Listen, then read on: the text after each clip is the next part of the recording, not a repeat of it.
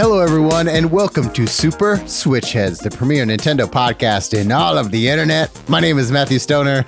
My name is Patrick Knisley. My name is David Howe, and oh boy, ladies and gentlemen, we have a very special guest joining this week for our 196th episode. We got the one, the only, Jordan Willis is on the podcast. How's it going, Jordan? Hey, pretty good. Thanks for having me again for a number of times. Absolutely. Yeah, and you're here because we got it. We got one. We got a Nintendo Direct. It was pretty fucking cool. It was a good one.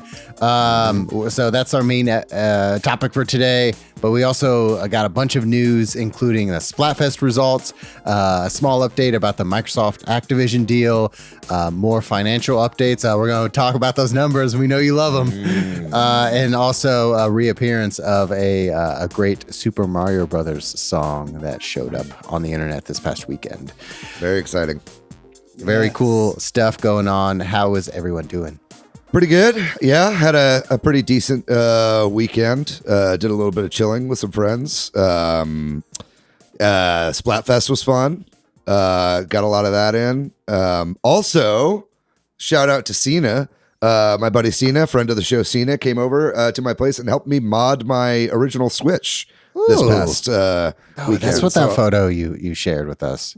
That's right. Yeah. So I've got my OLED still, and I always kind of planned on modding this thing, but then I got a Steam Deck and I was like, I don't know that I really need to mod my Switch because the Steam Deck can kind of do most of what I would want that to do.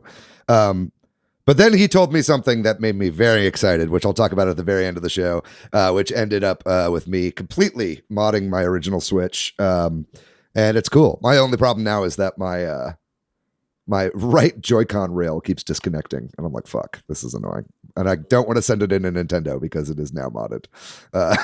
So we'll see what happens with that. But, what about y'all? You guys have a good weekend? Yeah, pretty good here. I got sick for the first time since before pandemic. So I was knocked out. And so I started watching White Lotus and, just been chilling, drinking a lot of Gatorade and getting my electrolytes. So overall, pretty good. I'm on the up and up. Very good. Glad to hear. Just to follow that up, I was sick last time we recorded, and I was sick for about 10 days. This one is pretty bad. I'm still a tiny bit, but I'm like much more myself as of like 2 or so days ago. And nice. it's anytime you've been sick for a long time, and even though I don't feel 100%, you're just like, this is what life We're back, is. baby. yeah. I'm kind of going to miss K-hole Patrick that we had last week. That was, I liked ketamine Patrick. Well, you never know. Maybe I'll get sick again. I have a child and he brings home all kinds of stuff. So, I will definitely get sick again. I feel you. What about you, Jordan? How you doing? Pretty good. The show I'm working on is kind of wrapping up, so it's kind of nice. I have some free time ahead of me. Sounds pretty nice. My allergies have been very terrible today. I feel like I'm leaking like a faucet, and I'm doing my best to hold all of my snot in right now. Wow. We're nice falling apart here in Austin, Texas. Yeah, we live in the allergy terrible place. Oh, man. Did you guys watch the Super Bowl last night? Only a little bit. Yeah, same, a little bit.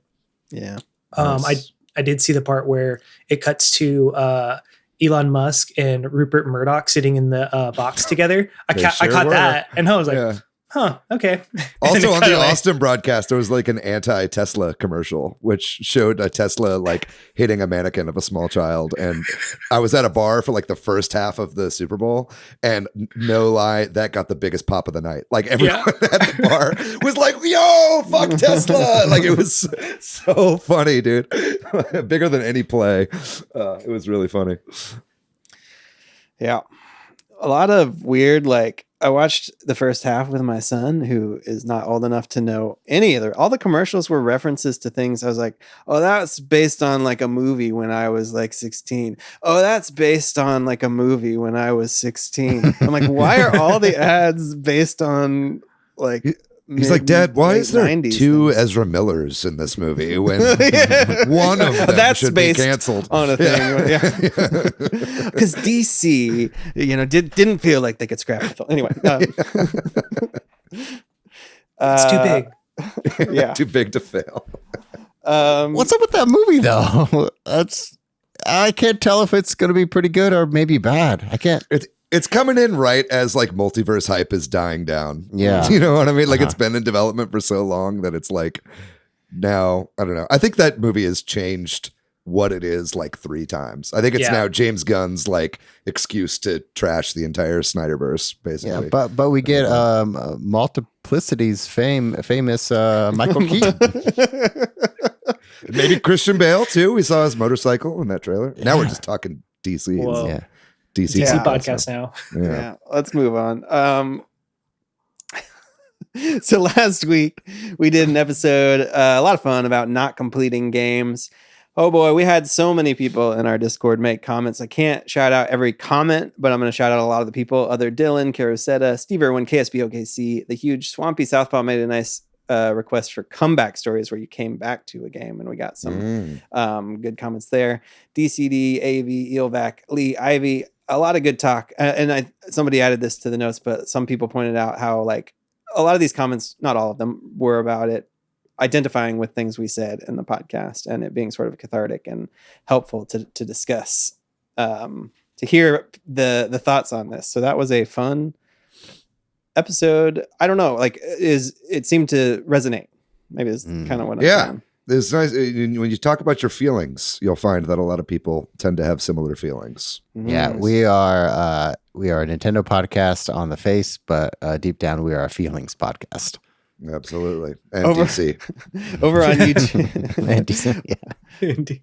Over on YouTube, Dylan Muss said, sad to hear about Matthew leaving and congrats on 4 years. So if you didn't already hear, Matthew will be leaving the show soon, but he will still be around to help out and guest from time to time. So it's not goodbye forever. Transitioning to producer, shall we say. Yeah.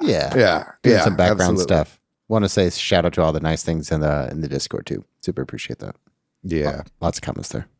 Last quick shout out over on Instagram. Sprowlex, in response to the posted question of when should you quit a game, said never. But I think it's a joke because their backlog is too thick as is. So anyway, if you want to be shouted out to, send us a note, leave a comment somewhere online. Definitely let us know what you're thinking about, the things we talk about. We love to hear from our viewers and listeners. And we appreciate anybody, sharing the podcast somewhere online, telling a friend about it, helping spread the word, and also popping over to YouTube and watching there and remembering to hit like and subscribe. Mm-hmm. So we're going to start off with the financial update. So that is to say that Nintendo, once a quarter, they put out their earnings information, and there's just tons of financial data, but there's some fun stuff we always like to dig into there. So this is the 9 months earnings. So even though they just put it out, this is the information that we have through the end of last year. So this goes through the end of December of 2022. Just bear that in mind. So the big one, right, is the Switch sales numbers, maybe. I mean, there's a few things we definitely want to hit, but the hardware number, I think, is interesting. Nintendo has sold 122.55 million Switches. It's a lot. Wow. It's a shit ton. That passes PS4, right? Yeah, so it's the third highest selling console or handheld, according to how people rank these things, with the next one up being the Nintendo DS, which is the only other Nintendo ceiling to be broken by the Switch, which is at 154 point something million units. And then the PlayStation 2, which is at like not much more than that, like 155 or 156. Maybe it's even 158. I can't remember. I should have put that in front of me, but I didn't. It's somewhere in that range. So if it breaks one of them, it's probably going to break both. Probably going to break both. And let's be honest, I think it's going to break both. Yeah, you do? I do. Like we're at 122. We're going to be talking about this issue, I think, in this episode, right? Like of when does the Switch die? And even if, or when does it die? But like somewhat when they release a follow-up to the Switch, right? Mm-hmm. And even if they do, that doesn't mean that it won't have a little bit of a tail, right? Of people continuing to buy it, especially if it goes on discount. But I believe based on what we're about to talk about, that they don't plan for at least this year, right? Like we have this whole year and we haven't counted January, February in these numbers, much less if we get through another holiday. I think there's a good chance they could sell another 30 whatever that could get them just above it. What was the sales for the year of 2022, if you have that number, just that year? Oh, just the Switch itself, the hardware? Yeah. I'm sure they have that on here. I would have to, if there's, I would have to pull through. I don't have that in front of me. Yeah, no worries. I feel like with Tears of the Kingdom, it's possible. Yeah. Yeah, I think with Tears of the Kingdom, it's definitely possible. I don't see them releasing another device like a successor this year, right? I mean, I think we'll get another OLED model. I think we'll probably get that Tears of the Kingdom OLED model that has been leaked. So that'll definitely give a little bit of a push. I think, you know, we'll probably get to this in the main topic, but if not, it's like the Direct definitely felt to me like they want to put shit out on the Switch, but also there's clearly a lot that's being held for the next system. You know what I mean? And I'm sure we'll talk about some of that, like especially with like the lack of a big Mario game, right? That could very well be they're trying to have a really big Mario launch game for whatever the next thing is, right? But we saw stuff all the way through June, and it's pretty fucking packed. And we got a lot of great stuff. I think the new stuff on NSO is also going to increase the life of the Switch. They wouldn't drop Game Boy and Game Boy Advance games and then stop the Switch right away, even if that stuff transfers over. All that stuff is made to stretch out the life of the current system, right? So I definitely think we'll at least get close, especially if we get some kind of price drop or something like that on the OG model, or even the OLED. If that goes down $50 this year, I think that we'll see a lot more people be picking that up that maybe held off on getting that the first go round. Definitely. I think, I don't know if there's a lot of, I could talk about it more, and we probably will with some of these other issues, but what else do we want to talk about? The software, like I one of the big questions we've had is where Pokemon Scarlet and Violet would show up in the top selling software. Again, this is only through the end of last year, but this got us through Christmas. Pokemon Scarlet and Violet are in, what is this, seventh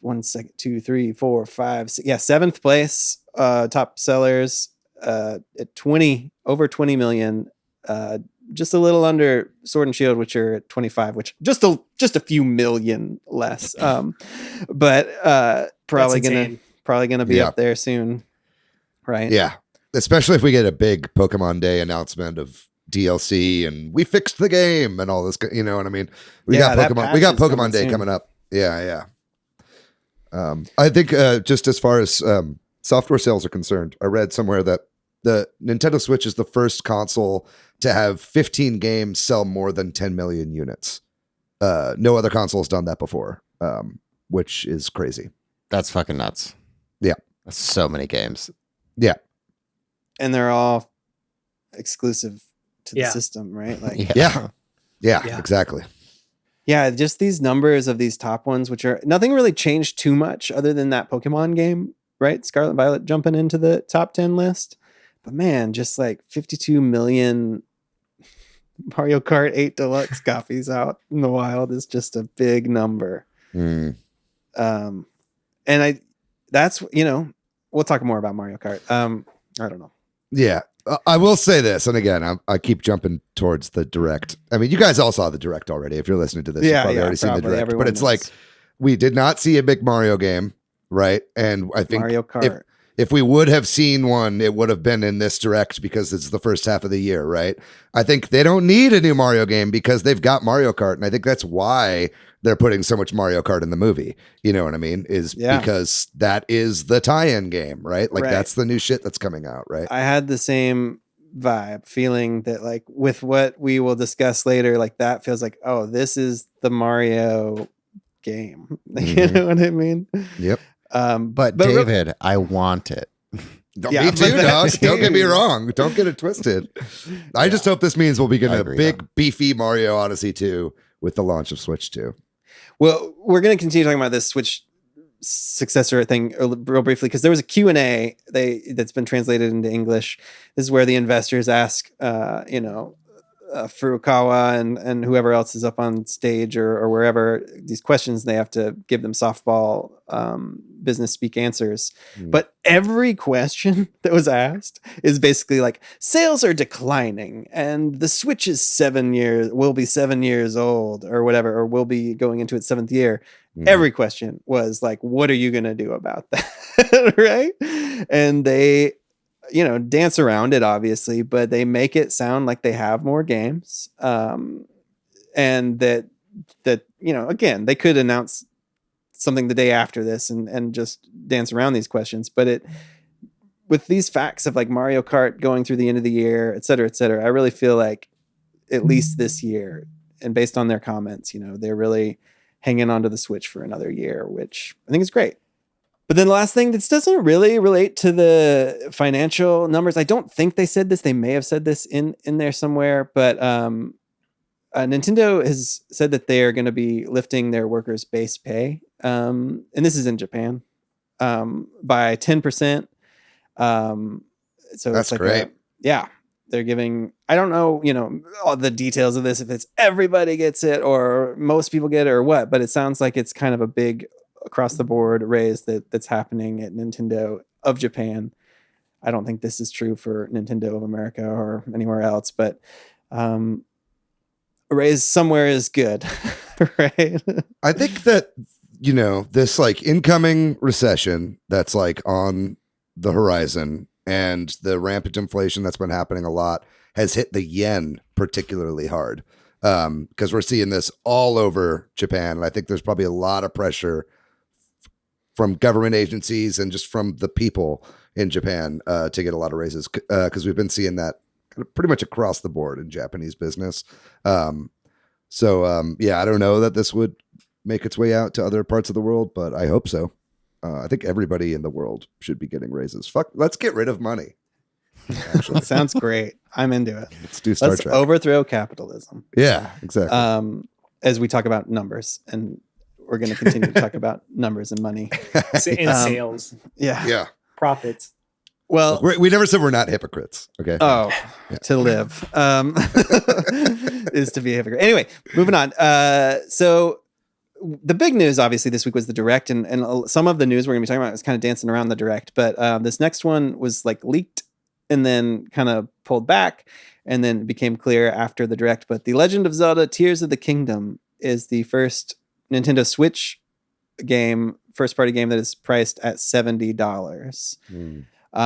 Which I know did not make a big to do about this, did they? They certainly did not say it in the Direct, so it wasn't part of that.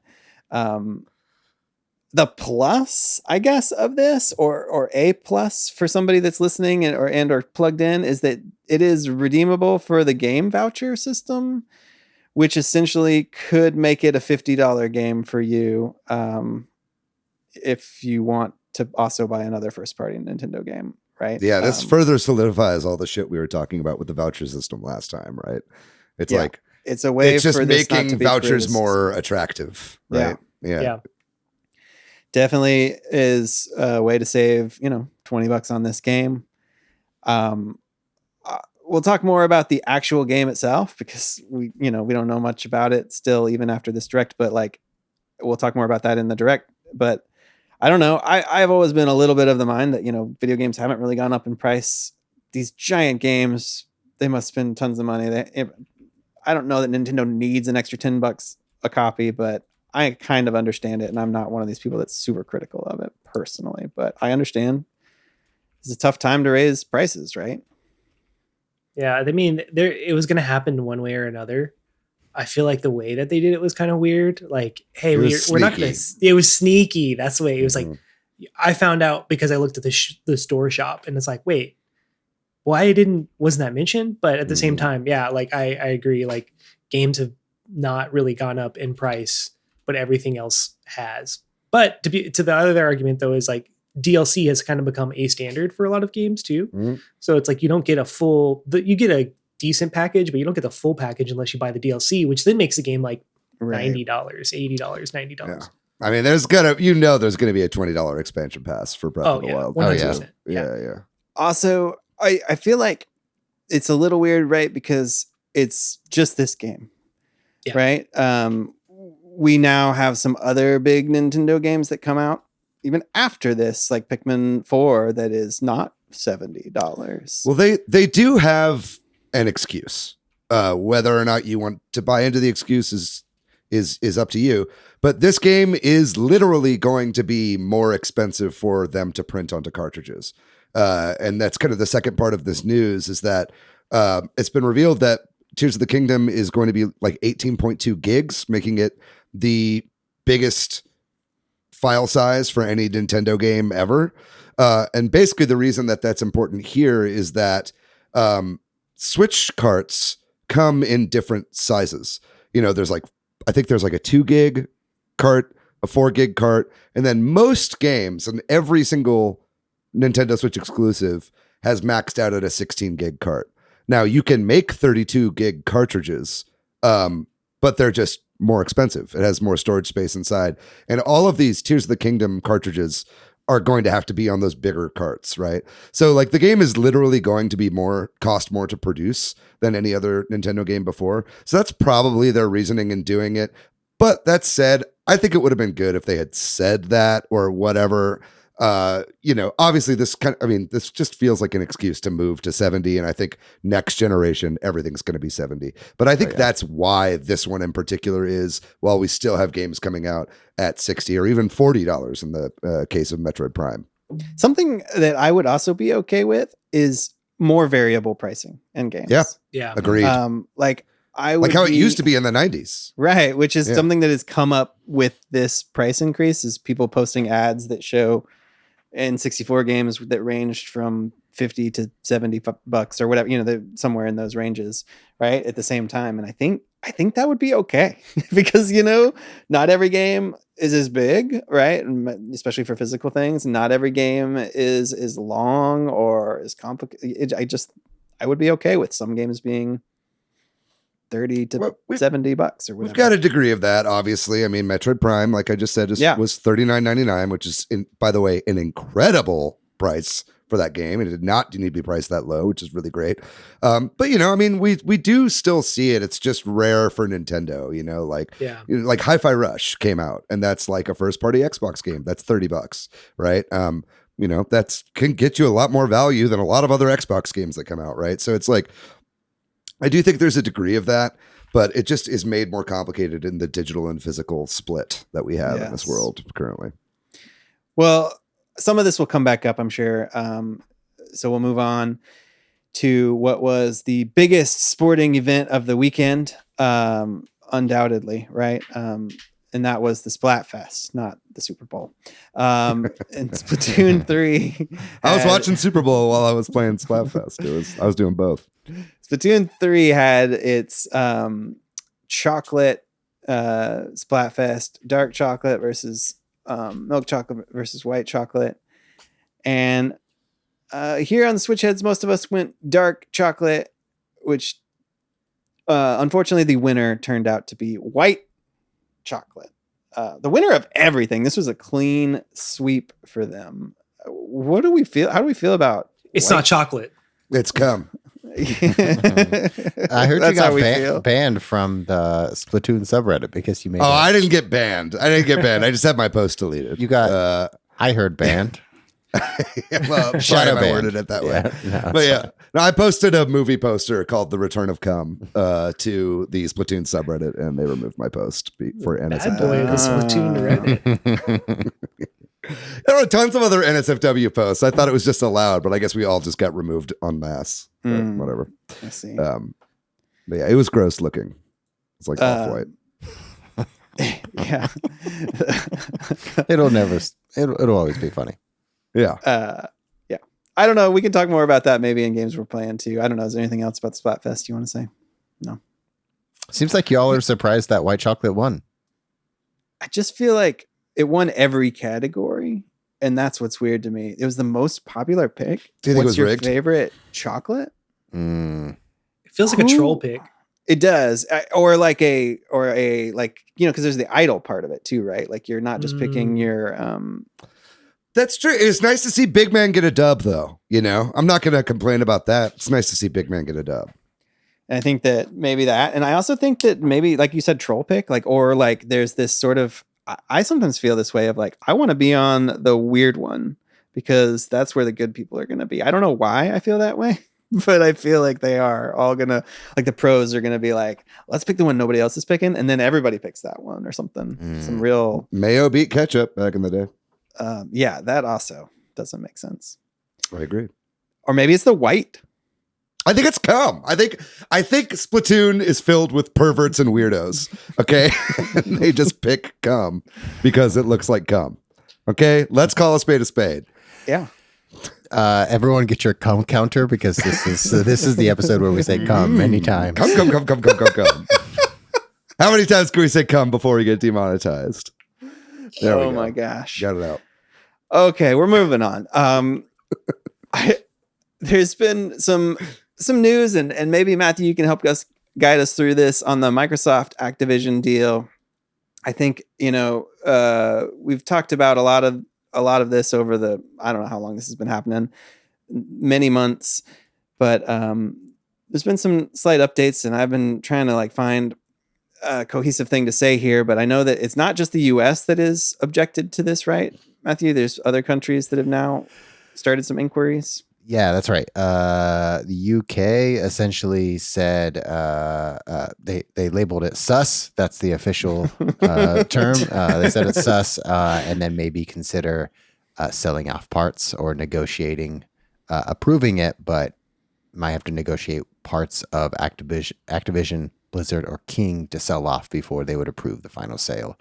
But most importantly, to think about the long-term goal here is that there's a deadline, and that's in July of this year, that the deal expires in July. So all of this has to be approved and go through by July. Otherwise, they'll have to go through the offer once again with all the stockholders.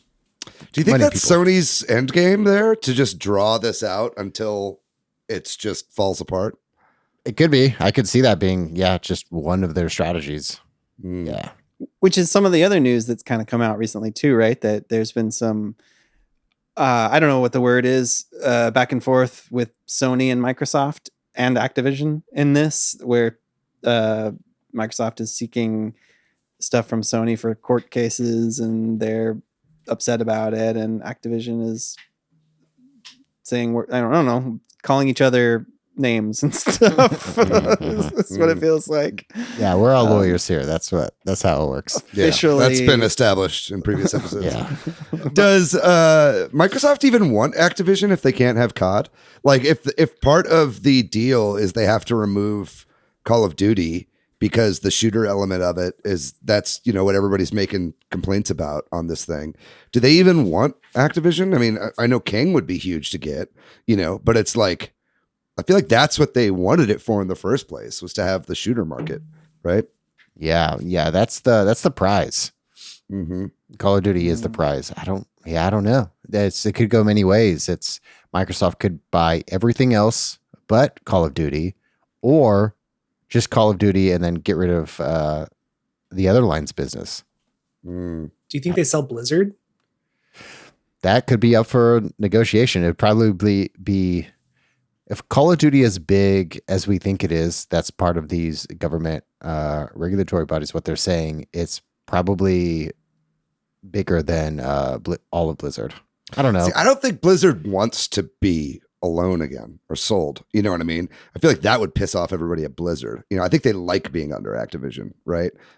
Even if it's like caused like PR problems for them in the past. I think they went up for purchase, like, I don't think they want to be on their own anymore. Right. So I don't know. The whole thing is just, as soon as I think this thing is a done deal, it's just more wrenches get thrown in.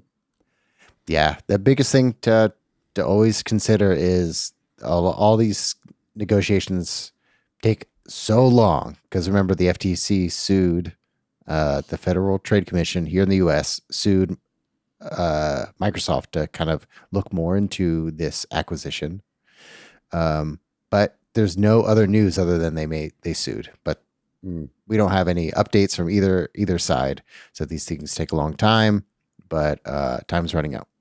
Well, moving on to a much lighter note, the Super Mario Bros. Movie advertising, being creative and unique, as we've kind of talked about, and taking a different tact than maybe some other kids' movies advertising, has continued, where they have created a website for Super Mario Bros. Plumbing, the company that Mario and Luigi are running presumably in the movie, and released a short ad for their company, along with a number you can call and text. And what a delight. And the video, the ad itself, as Matthew alluded to, is a reference to the old cartoon, right? Yeah, Super Mario Brothers Super Show theme.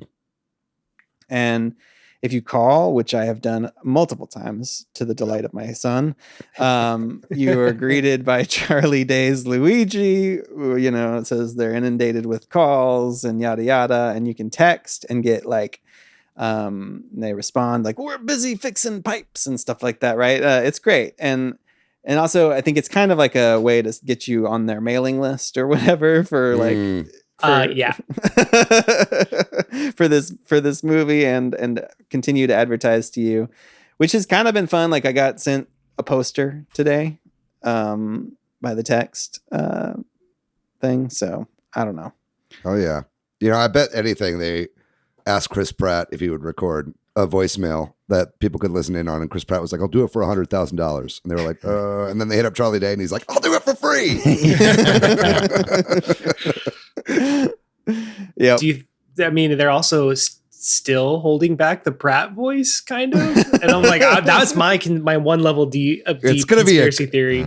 The day this movie comes out and cam rips hit Twitter, it's gonna be a nonstop listen to all these lines that Chris Pratt says as Mario, and they're gonna be picking apart every single line. It's gonna be a crazy day on Twitter, dude. Yeah. I'm excited, y'all. I think after the last trailer and then seeing the Super Mario Brothers Superstar, is that what it's called? Show? Super Mario Brothers Super Show. That's the thing. I'm a little sleepy and sick. That's okay. I don't know how to talk. I think I've moved past cautiously optimistic to be optimistic and kind of excited and stoked about this movie. Yeah, I'm all in. Yeah, I think it looks great. The teaser, their little commercial is super funny too. Yes. It's got like testimonials from somebody who's clearly reading off a cue card. It's got like, there's like a shot of them with like a bunch of money behind them, and it's done like it's on a green screen. You can even see like their rim light on the digital characters has like little like reflections of the green screen behind them. So and it cool. like is purposefully made to look kind of bad, and like, oh, it's just, and they're like the whole time they're like bobbing their heads to like the hip hop, and like it's really, really funny. I can't wait. Yeah. The website's cool too. There's a bunch of tons of Easter eggs on that website, and it's all written as if it's made by them. My only question is, after seeing the Super Mario Brothers like plumber van featured heavily in this ad, are we going to get like a toy based on this van, and will kids be playing with a shitty van as like yes, having fun? Every square moment of this movie is going to be sucked dry by the marketing machine and the merchandising opportunities therein. Yeah, it's true. Well, we're going to move on to another news item that ties in with the Direct. Everybody knows, we'll talk about this more later, but Metroid Prime remaster was announced, and it would seem from a couple of different sources, actually, I think, that this game, which aligns with all the rumors we have heard, was sat on by Nintendo for a year or longer. That there were some ratings boards, in particular, I think the German ratings board, that had apparently classified this back in July of 2021. And apparently I didn't know this too, that I missed this news, I guess, that Fire Emblem Engage was in a similar situation, that according to an Australian ratings board, I think maybe that game was also finished in 2021. Also, like the rumors we've heard that these games, we kept hearing these games are going to come out, and people insiders and leakers seem to be surprised that they weren't in previous directs. What do you what do we take away from this? Does this mean the Nintendo, is this a COVID thing? Like a lot of games got delayed and they have spaced things out. Is this kind of like what David hinted at, that maybe they've saved a bunch of things for this last year or so of the Switch? What do you guys think? I feel like Breath of the It's Tears hard. of the Kingdom is so hard. Tears of the We all Kingdom do was it. enough to carry the system through the year. So I feel like, in particular Metroid Prime, I feel like maybe Metroid Prime 4 has gotten to a decent spot where they're like, okay, let's remind people about this franchise. That's it. And Yeah. then, even if they don't say anything about Metroid Prime 4, this is like a way to a say something whisper. without saying something. Yeah, exactly. This is the soft announcement that they've finally hit some internal milestone Yeah. with Metroid Prime 4 where they're comfortable releasing stuff that is ultimately going to be promoting that game, I think. Yeah. Yeah. Yeah. But in regards to other games, I don't know what that means. Yeah, I hope. I wonder what's happening to the other remakes, if we're ever going to get Metroid Prime 2 or 3, and if that's going to be Retro or someone else. That's a really good question. I kind of feel like this kind of gives us a little bit of an insight too into the timeline of Retro Studios for the past few years, right? And I've kind of worked out a bit of it in my head on what I think the timeline is, like, because they're such a secretive company and part of Nintendo, right? But I think what happened here is after Tropical Freeze, Retro starts working on a new game that has been canceled. There's been a lot of, or at least shelved, right? There's been a lot of rumors about some kind of game that used music or singing or something like that, right? But what I understand was whatever Retro was working on, it was an original IP, something new, something that they had all been working on for years. And then basically they get asked to remaster Metroid Prime to lead up to Bandai Namco's Metroid Prime 4, right? I think what's happening then is, or maybe they were meant to remaster all three, right? And we only got the first one. But I think what then happened is they were seeing how Metroid Prime 1 was going on the Switch, how it's a fucking technical powerhouse and can use every inch of the Switch to like give us 60 frames per second or whatever. So what Bandai Namco is doing, they're like, why the fuck are we having Bandai Namco do this when they're doing such good work on this remaster? So they give Metroid Prime 4 to Retro, scrapping that whole thing. That basically kills whatever team was working on their new IP that was going on in between, and probably kills their plans for Metroid 2 and 3 remaster. So I would imagine Twin Galaxy or whatever this company, I mean, it's not Twin Galaxy, Iron Galaxy, whatever the studio is that helped out a lot with the Prime remaster. I would imagine if 2 and 3 are happening, it's going to them. Now, whether that means it'll be like an HD upscale or it'll be just as huge of a remaster, who knows? But that's my like kind of take on the Retro timeline, learning this news. That's a good one. I love to see it. I love to see making all these games more accessible to play. We'll get Metro Fusion coming in a Game Boy Advance. But I want to speculate that Nintendo's giving more time for Metroid. We got a whole new system for Dread. We're getting Prime 4. We got a Prime remaster. Let's get this Metroid TV show on HBO. Fuck it. Yes. Go all in. 100%. Let's get Ridley Scott making a Metroid show. We got a bunch of animators that I know that are chomping at the bit to make a Metroid show. I think I'd rather see that something animated. Yeah. But I feel like for 2 and 3, I feel like it'd be more of like a HD port, more of a upscale thing. I don't know. What comes to mind is whenever they did Resident Evil on GameCube and they like remade Resident Evil entirely, but then they still brought 2 and 3 to the system, but it was just like an upscale port of the PlayStation games.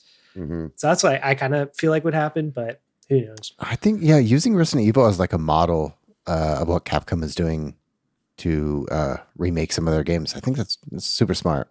That makes sense. Yeah. Yeah, it'll be interesting because I mean, Retro went way, way, way harder than they needed to for this game, right? Like literally everything. I mean, the game itself is the same, but like everything is remodeled, everything is retextured, the lighting is all redone. Like it's gorgeous, it's unbelievable what they did to this game. So it's like maybe we'll get some upgrades to 2 and 3, but it's like the core team at Retro has moved on now from this, especially if this has been mostly done since 2021, 2022 to Metroid 4, right? And it also gives me just a bunch of hope for that game, like seeing how good this remaster came out.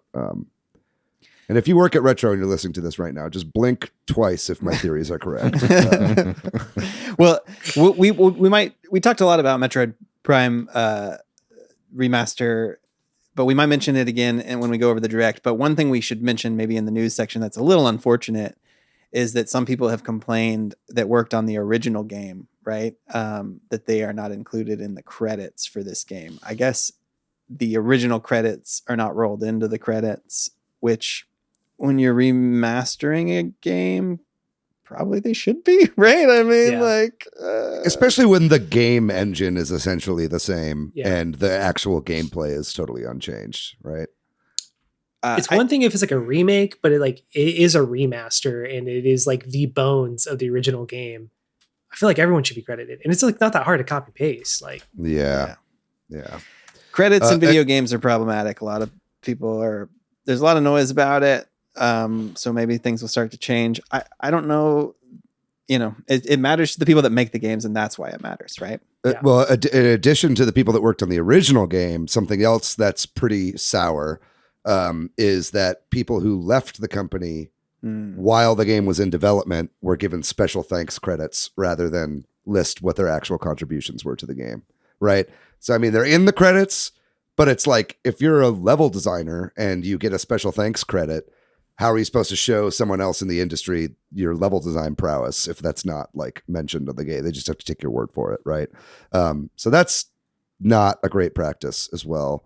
To me, this all just is another huge example why the gaming industry needs sweeping unionization and organization. Yeah. Yes, because all of this shit is a non-issue on IATSE projects or anything in the film industry.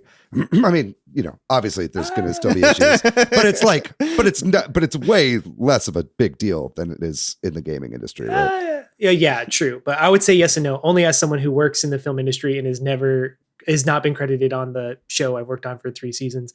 I totally get why, but it's just like, that is pretty common, like more common than you would think for sure in the film industry, despite there is a lot of sweeping unions that do cover a lot of credits for sure. Yeah. Yeah, well, could be better everywhere. And if you're Retro Studios, if you're listening right now, blink 3 times if you want to form a union. Yeah. Let's go. All right. Well, the big news this week was, of course, the Nintendo Direct. We're going to take a short break, and when we come back, we're going to talk all about that Nintendo Direct and dig into it.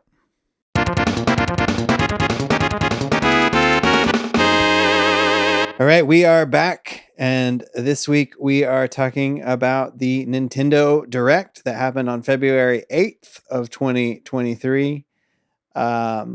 So as we like to do on these Direct walkthrough type episodes, we'll kind of go through, everything that was announced. We might skip over some of the ones that don't interest us as much, but before we do that, even, how did we feel about this Direct generally? Before it, during it, after, now that there's been almost a week, how does this Direct sit? I was just pretty hyped to get one in general because there was like so few things announced for the year, and I expected some DLCs, but I was like, okay. And then about halfway through, it became an A+, and I'll get to that later. But up to that point, though, I was like, okay, solid, whatever, some interesting things here. But about halfway through, I was like, oh, and then I was like, oh, anyway. Yeah, first half was like a little lighter, right? Very more niche, a lot of DLCs and a lot of the stuff that we were expecting to see. And then, it just really pivoted and just started popping off. I think especially for older Nintendo fans and people that have a lot of nostalgia for classic games. This was a very, very good Direct. This one was very fun for me. It was great. I streamed it and had a lot of the Switch Headz community in the chat during that. That was a fucking blast. And I don't want to give my grade. Maybe we'll save that to the end. But it's like, but it was no, it's okay.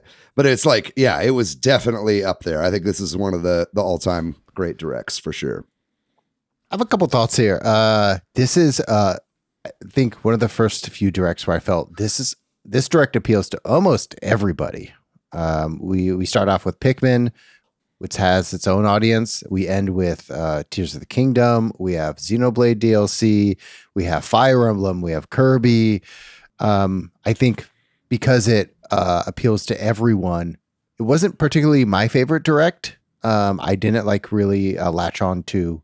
I only latched on to maybe like one or two things instead of like all these things. But nonetheless, I can't deny the appeal of this direct of just having such an incredible library to make great games for pretty much everyone. Mm-hmm. I'll give my thoughts and we'll move on. I think I thought it was pretty solid. Like I enjoyed watching it, and I think there's a lot of great stuff in here. I think it suffered a little bit from being a lot of games we already knew about or DLC and that sort of stuff. And so I think that the big opening and the big closing things, both being games that we already know about, even if we didn't know much about them, is felt a little undirect like to me, if you will. But we'll talk about that more. And then I think it also suffered, and this is a me problem, not a Nintendo problem, from a lot of this stuff having been leaked and rumored for a long time, and that's my fault for following these things. And so there weren't as many surprises, things that might surprise other people. See, that's that's a plus for me. I'm like, for me, it was like little rewards for having been plugged in. Like I knew that. I mean? Exactly. Yeah. I was like, for me, that's why I don't really care that much about leaks, because like when they're proven right, I'm like, fuck yeah, I was really hoping that would be true. You know what I mean? And so it's like not a big deal. Like for instance, again, getting ahead of ourselves, but Metroid Prime being shadow dropped, I heard from Papagino's the day before that he heard that from somebody. And so I was like, and when I heard it, I was like, oh man, that's too good to be true. That had never happened. And it happened, and I was like elated. You know what I mean? So for me, like I kind of dig that, but I completely understand that taking the wind out of your sails if you knew some of the stuff beforehand. All that said, I did enjoy it quite a bit, and there's a lot of great stuff in here. So let's dig in. Pikmin 4. The direct opens with Pikmin 4. We got the Pikmin 4 announcement last year, but it was very dry and bare bones on what the game was going to be like, and we learned a few critical things here, and then we've additionally learned a few things based on art and stuff they've put on the eShop. But the big things to take away, that it's funny because I feel like this way about the Pikmin 4 trailer and the Tears of the Kingdom trailer. They showed some stuff, but there's still a lot of questions. And I think I can probably overanalyze this, so we can move on when y'all are ready. But the big things they showed were a new Pikmin type. We have Ice Pikmin. And then instead of a second new Pikmin type, I think this is a cool idea. They've opted for a new sort of species thing, a dog that the astronauts have and can utilize in different ways. And I think the dog's cute. And are we pro or against this two-legged dog? It's kind of freaky looking, right? It's a little weird looking, but I'm pro it from a gameplay perspective. I think that it adds, like, what we can see from the trailer is it can do some unique things, and you can ride on it to traverse certain things. We'll see how they implement it, because if you have the dog the whole time, then maybe that's, you know what I mean? But probably there's only one dog, and in Pikmin games, the more recent ones, right? You might have different people in different places, and like, oh shit, I need the dog over here, but it's over there or whatever. So it could create some interesting strategy stuff like that. I'll just say that's a Rusty's Real Deal Baseball looking dog. Right there. And you guys played Rusty's Real Deal Baseball for the 3DS, but yes, yes. But they didn't talk a lot about gameplay, right? Like we see some of it, and we see some new interesting things in terms of freezing lakes, which is a potential big strategy changer, that you can traverse areas you couldn't traverse with these ice Pikmin, and so on and so forth, and going up walls with a certain thing happening. But they showed 4 characters, but we didn't really get much about that, so we don't know. Will this be co-op? I mean, the biggest question for me on this: can I play the main campaign co-op? I sure hope so, because Pikmin 3 Deluxe, really, that was a big draw for it. I think I actually read somewhere online that it has 2-player multiplayer. So I mean, it's like, yeah, at the very least, I'll have that. You'll have something in it, right? Yeah, But the fact that it showed 4 people makes you wonder: could it be 4 players, even if it's not every mode, right? I don't know. There's more I could say about this, but it felt like good to see all that. Wouldn't have minded. I was really expecting / hoping after that trailer somebody be like, and this is what it means, right? Like they do sometimes, where they then like break down like some of it, but they didn't, right? This feels like one of the games, like Breath of the Wild is going to be like this too, right? Where we're going to get another big info drop before, and this is just. And maybe even small ones until we get that one, right? Yeah, maybe little Twitter drops or something like that. They did this with Fire Emblem Engage a ton, right? Leading up to it. That game probably has a lot more systems than are in this game or whatever. But I'd imagine we'll be getting more information when this launches in July. Yeah, and it's July 21st. So obviously that's one of the farther out games. I think it might be the last game that we know about from this direct. In terms of big first party stuff. Yeah.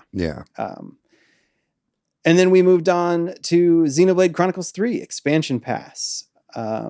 The third wave of the DLC, it previously had been, I believe they'd said by April or something like that. And then in this, they said, here it is on February 15th, which by the time this podcast come out, will be out, right, Matthew? So this, I think it's just fascinating how Xenoblade Chronicles 3 has been ahead of schedule on everything. Yeah, I don't know what they're feeding them over at Monolith Soft, but it's crazy.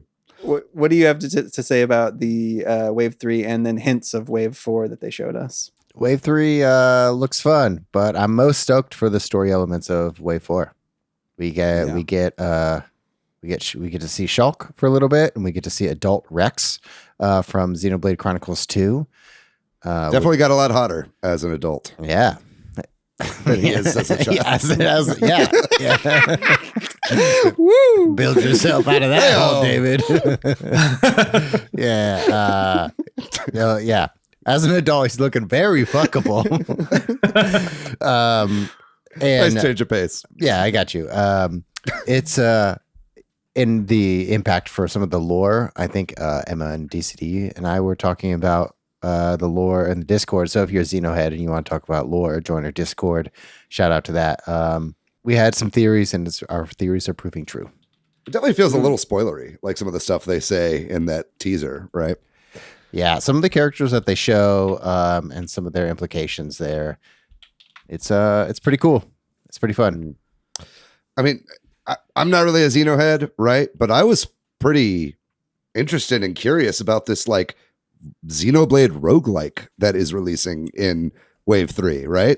It's basically this kind of like onslaught of procedurally generated levels and monsters, and you can level up. It looks like kind of like when you finish a wave of something in like Hades or something, where you get the chance to pick your upgrade path. Like roguelike elements in Xenoblade seem pretty cool, especially if you really enjoyed the battle system of that game, right? Man, it just really makes me think of like how early did they finish the main game of Xenoblade Chronicles 3? And they were just like, oh, let's just add new game types, new game elements. Let's add a roguelike. Let's add DLC. And they just like tacking on a bunch of things. It reminds me of like Tekken 3 for like PS2 had like a brawler mode and like volleyball mode. It was like tons of add-ons to like the base game. It's just incredible stuff. It's wild. Next, they showed Samba de Amigo Party Central, a motion-based rhythm game where you're shaking your maracas, right? Yeah, dude. Dreamcast is back, baby. Dreamcast is back. We love to see it. Coming out summer of 2023. Y'all just interrupt me if you want to talk about one of these games I'm rolling through. I'll just say, I'll only say this about Samba de Amigo, other than I'm going to buy it. We did not get any Donkey Kong, but I'm glad we got at least some monkey in this in this direct. I'm very excited about Samba de Amigo. I love that game. Next, they showed Fashion Dreamer coming in 2023, which is a game where you can, I don't know, it seems about changing clothes. And I think it was Summer in our Discord kind of talking about this being a successor to a popular game. And I can definitely see a demographic for this. Like my wife and my son, their favorite, sat down and played in Fire Emblem Engage, just changing everybody's clothes to be appropriate for each person. Even I kind of enjoy that. Like, so like I get it. The thing that took me away from that part of this game is that they put such an influence on the word influencer. And I'm like, I just don't like influencer culture. I don't want my fantasy in the game to be an influencer. I just want to dress in pretty clothes. You know what I mean? But yeah, anyway. I mean, it's a follow up to the Style Savvy games, which were big. I think it's Marvelous is the developer behind that, if I'm not mistaken. And so this is pretty much a direct follow up to that. I did notice that in a lot of the screenshots, like especially when you're like picking your outfits, I was like, this is just an Animal Crossing screenshot. Like the way the character is like set up with all the clothes around them. I'm like, this is the most Animal Crossing coded game I've seen in a really long time. No, but it looks cool. I'm glad there are games like this. This is going to have a huge market, especially for people that maybe brought into the Switch for games like Animal Crossing, like or lapsed 3DS gamers that enjoyed those kinds of games. This is a great game for people like that. Next up was Dead Cells, the Return to Castlevania DLC, coming March 6th, 2023. We may not get a new Castlevania game, but fuck if this isn't look just like a new Castlevania game, right? Like 51 songs, they said. You got Richter and Alucard in there. Yeah, this is looking really nice. This is a game that will not die. Like I've been hearing about Dead Cells for 5 years now. Like, what is going on? I played for a while. I think I got to you beat it and then it goes up in difficulty, and I think I did that twice. So I was at like the third difficulty and it got just super difficult and I like bounced out. But this might bring me back in because I'm a huge Castlevania like side-scrolling fan, so Metroidvania fan, so I might try it out. Might pop it back in. Yeah. I kind of wish this was a standalone release. Yes. You know, it probably isn't for like legal and licensing reasons. But I mean, you know, it's not like Dead Cells is an expensive game, you know, and like you said, a lot of people bought this game like 5 years ago, right? So it's like for a $10 add-on with all this content and just that kind of it's dripping with that Castlevania theme, you know, hopefully this will hold us over until hopefully Konami releases some sort of new Castlevania stuff at some point. Yeah, 2018. I had to look it up. 2018 Dead Cells. Oh man, that's wild. That's wild. Yeah. Anyway, sorry. Yeah. Just wonder what the negotiations were like for what's this company called? Motion Twin and like Motion Twin, like Konami. Like who talked to who first and what was the pitch like? It's cool to see. It's wild to see like a company that's like as small as Motion Twin take like a pretty big IP. It reminded me of real quickly of I can't think of the name of it, the Crypt of the Necrodancer Zelda game. And when that happened, all of us being like, ooh, what other indie games will have crossovers with big AAA games? And then nothing has happened. And then I'm like, oh, well, here's one. I think this is pretty on brand for Konami right now. I think this seems to be like Konami's MO. I mean, look at like the big Silent Hill announcement event that they had a little bit ago. None of it was like, we're making new Silent Hill games. It's like, we're working with these studios to make Silent Hill games, right? I think Konami is kind of in the business now of licensing their IPs out to people that want to work with them. And this seems, you know, this was probably a pretty easy ask, I'd imagine, right? Because that just seems to be their MO at this moment. I still feel like I don't think Konami has any developers left. Or no, they do. They're just all working on slot machines. Yeah. It's hard business, man. Yeah. Next up was Tron, a game. Tron Identity coming. Tron April visual novel. 2023. Yeah, Okay. Not only is it a Tron game where you think, oh, maybe you'll be riding the bikes around or something. No, it's like a decision-based narrative game set in the Tron universe. Interesting choice, I think, to do with that IP. Pass. Sorry, I'm like hard pass. Let's not get it twisted. I do think. I mean, Tron. There's a new Tron movie coming out. unfortunately starring Jared Leto, which nobody wants. Nobody wants. Nobody wants why? Why? But it's funny that this game, like I just rewatched Tron and Tron Legacy the other day. I just like had a hankering for more Tron, and then they announced this, and I was like, damn. Also, Tron, there was a Tron, I forget what it was like a Disney XD Tron show that was like surprisingly good, by the way. There's a lot of cool stuff in the Tron universe, but I don't know. I'll have to wait for reviews on this one. There's also a new Tron roller coaster like experience at Disney World or Disneyland or something. Tron Light Cycle Run. Where, that wait, sounds is that in China? Tron Light Cycle Run at Walt Disney World in March 2023. The grand Okay, opening it's a world. Yeah. World. Yeah. Okay. Grand opening is April 4th. Disney's going whole hog on Tron. Tron, Yeah. Yeah. Well, next up was a game called Ghost Trick Phantom Detective coming summer 2023. Don't know a whole lot about this. I don't know if anybody was interested or what have you. Jordan, have you played this? This feels like a Jordan game. Ghost Trick.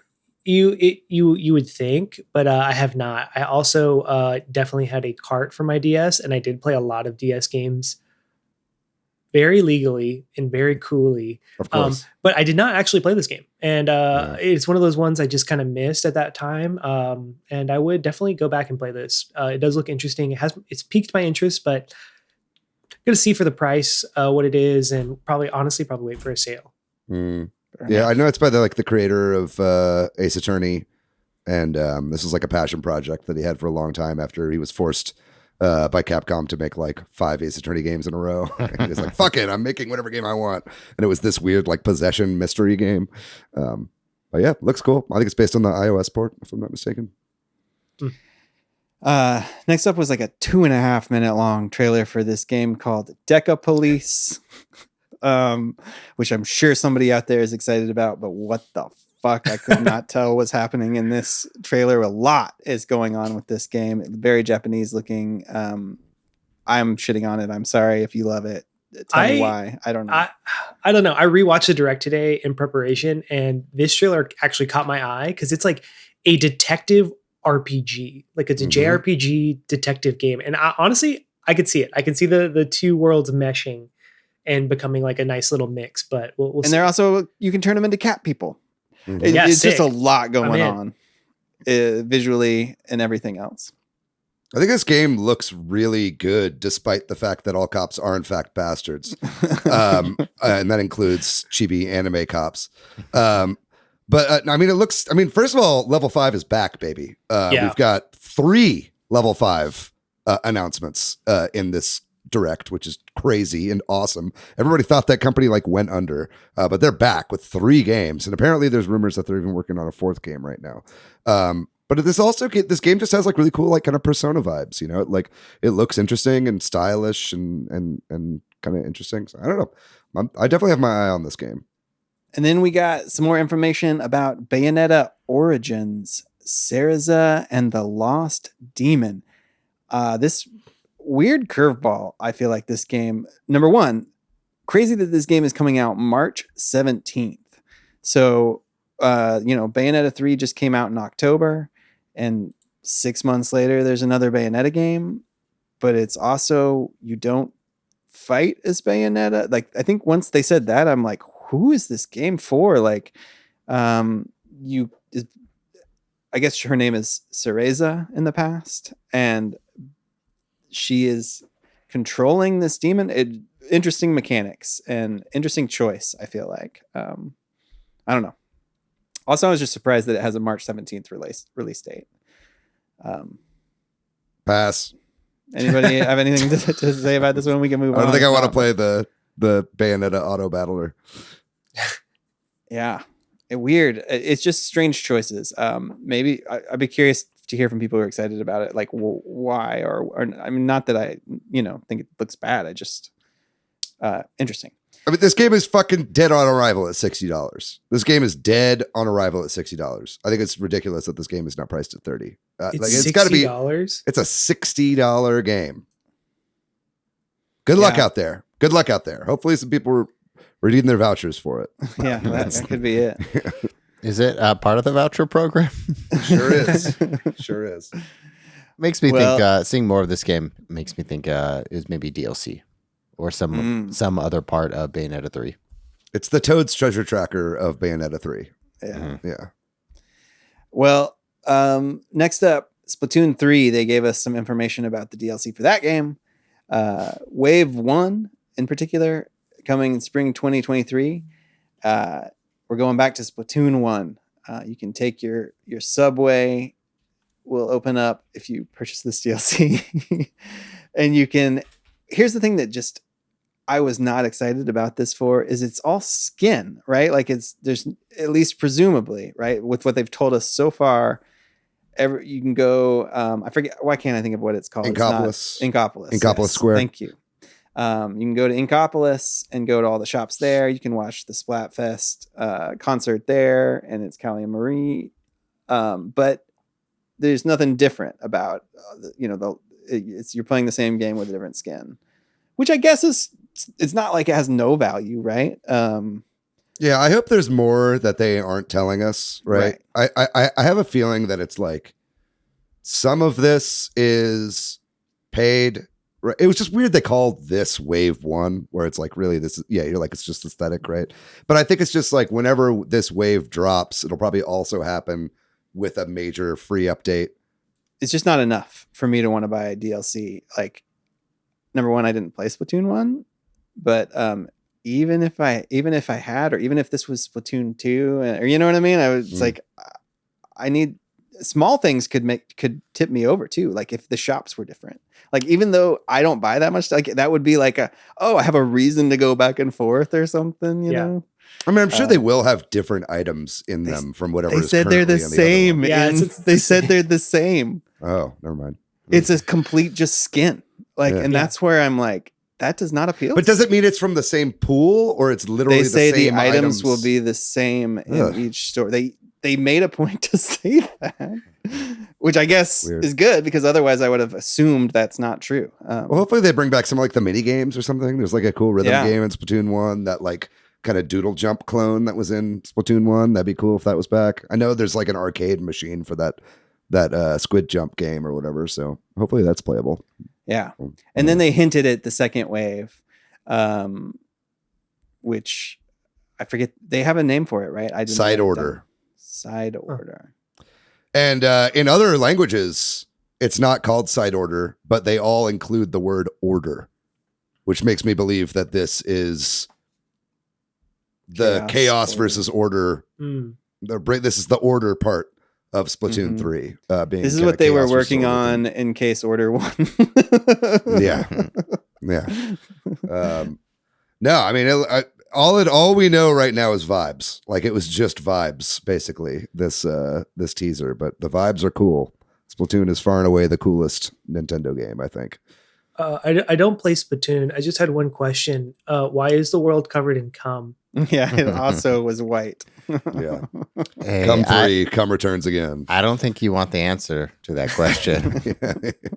It's the question why is our own world covered in cum? We'll move on.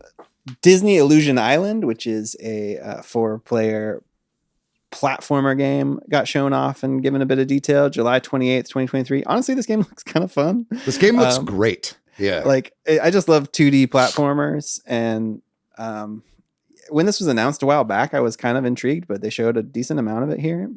I don't know. This looks like it could be fun to play with your friends. I had a question. Is it like one big open world? Is this like baby's first Metroidvania? I don't know. I didn't get Metroidvania vibes from it personally. It might. I got more Rayman Legends vibes from this. Okay, word. With like the 4-player co-op, and they're really small on the screen, kind of like you are in Rayman Legends. Yeah. And and so they just kept saying explore the island, explore the, and so to me, I was like, oh, maybe it's a Metroidvania, but I think you're right. I think it's more of a level based. Yeah. Unfortunately, it seems this game does not have online multiplayer. That might change. But this is one that would really benefit from that, Totally. But Chris McKeever was in the chat during the live stream of this, and he was saying the new Mickey Mouse cartoons, which is what this game is based on, are really, really good and well written. Yeah. They're fun.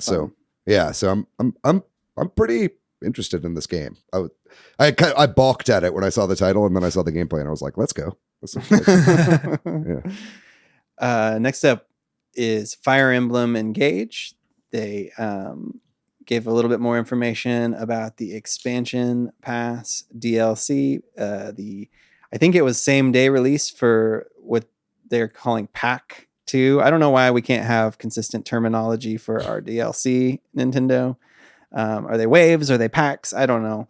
But some new DLC engage rings were discussed.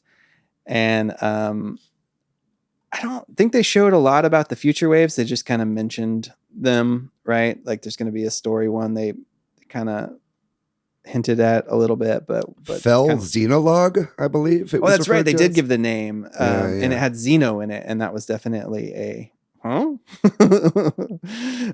moment. You're right. I forgot about that.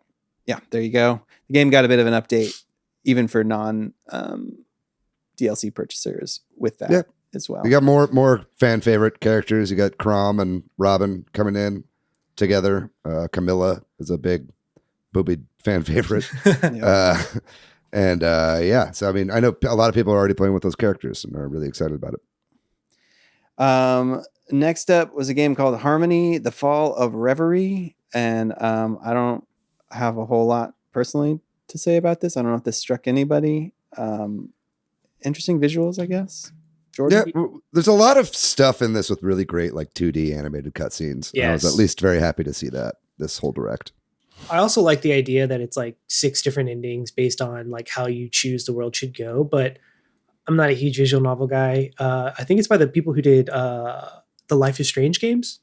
So it's got some pedigree behind it. I don't know. But yeah, for me, probably not going to play it. It looks definitely pretty. like the art style. Yeah, I like it. I would watch someone The setting play it. seems cool. It's kind of like a bit of a dystopia or like kind of a weird kind of cyber tech future. Reminded me a lot of the Everworld series by K.A. Applegate in the plot. Criminally slept on young adult book series from my youth. Well, that game is coming out in June.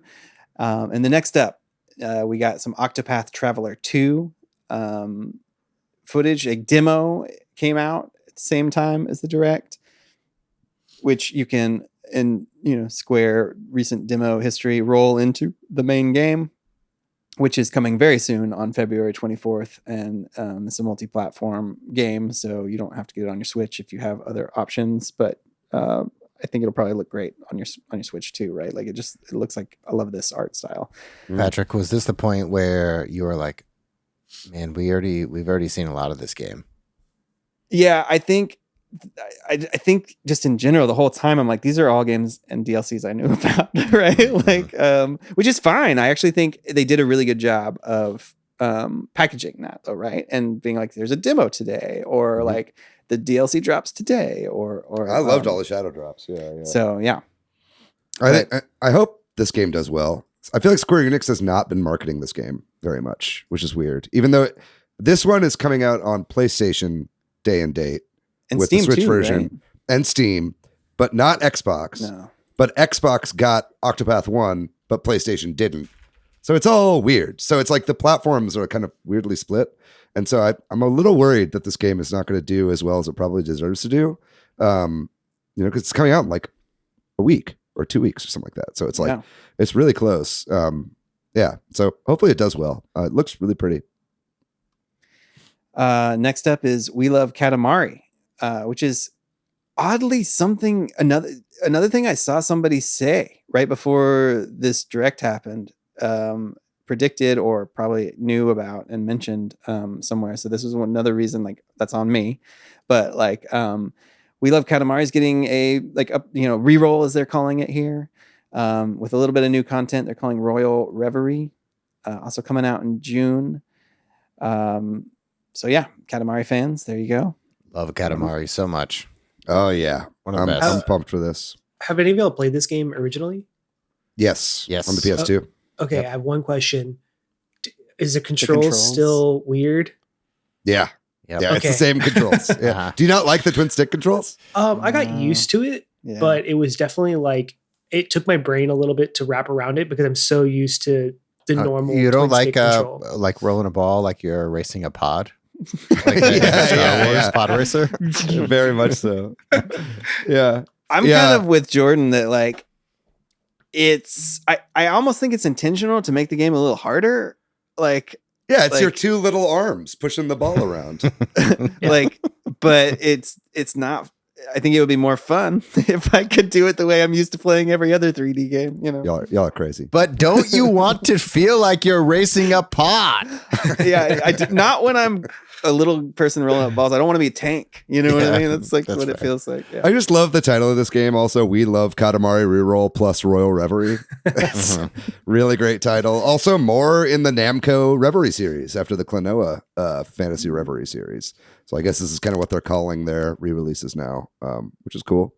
And if it's got the same amount of love as the Klonoa series. You're right. It's not a remake or remaster. It's Reverie. Yeah. That's a good catch. Yep. And then also in addition to this, Katamari Damacy Reroll, the first one, is that's right. got a demo trial or whatever. Yeah, it's like one of the free games for a week on NSO, right? Yeah, which might be happening now. I'm not exactly sure. Yeah, those things used to time out poorly with our podcast. Yeah. But then they were timing out well, and I should have made a note, but I didn't. Yeah. Basically, if you've never tried Katamari Damacy, like absolutely do this game trial. Yeah. Like they're great, incredible games with amazing style and probably the best soundtrack of any video game ever. You could probably beat Katamari Damacy Reroll in the trial period. Yes. It's not super long. Yeah. Moving on. Next up was Sea of Stars, August 29th. We got a date there. Beautiful looking game. I don't know. Something we already knew about, but I don't think we had a date for this, right? Until now. Or a demo. We got a demo now. Oh, I didn't make that note. Good call. Demo dropped day of. Yeah. Nice. That's I need to check that out. Yeah. I downloaded it. I haven't had a chance to play it yet, but from what I understand, it's like it's not one of those demos that rolls you into the full game. And in fact, this is like a bit into the game. And so what I've heard about the demo is that the fighting, the combat is really fun because it's kind of like Super Mario RPG style or like Paper Mario battles where it's like timing based as you attack. But then it's also like a ton of exposition and story and you have no idea what's going on because it's dropped you in the middle of the game. So it's kind of a weird demo as I understand, but I don't think anybody's being like, the game's not going to be good. It's just a weird demo. Yeah. Weird I demo. kind of prefer that this far out, like a game where it's like it leads straight, like whatever your progress is in the demo leads into the main game. I sometimes have that problem where like I play that and then a month later I forget where I'm at, but then I buy the game and then suddenly I'm where I was and I have no idea what I'm doing. But this game looks awesome. I really liked the messenger and having it be like in that world, if I'm correct, is super cool. Like just having that expanded and the Paper Mario type of gameplay. Like I love that. I loved Mario and Luigi series, like which was like the successor after, I guess, probably Thousand Year Door or whatever. And Paper Mario went off. That's a whole another whatever. But yeah, I'm super stoked for this game. This game looks awesome. Like the graphics are amazing, and this team did like put a lot of love into it for sure. You can just tell just by looking at it. And you got the GOAT Yasunori Mitsuda doing some guest composition for it. The soundtrack sounds incredible so far. Yeah.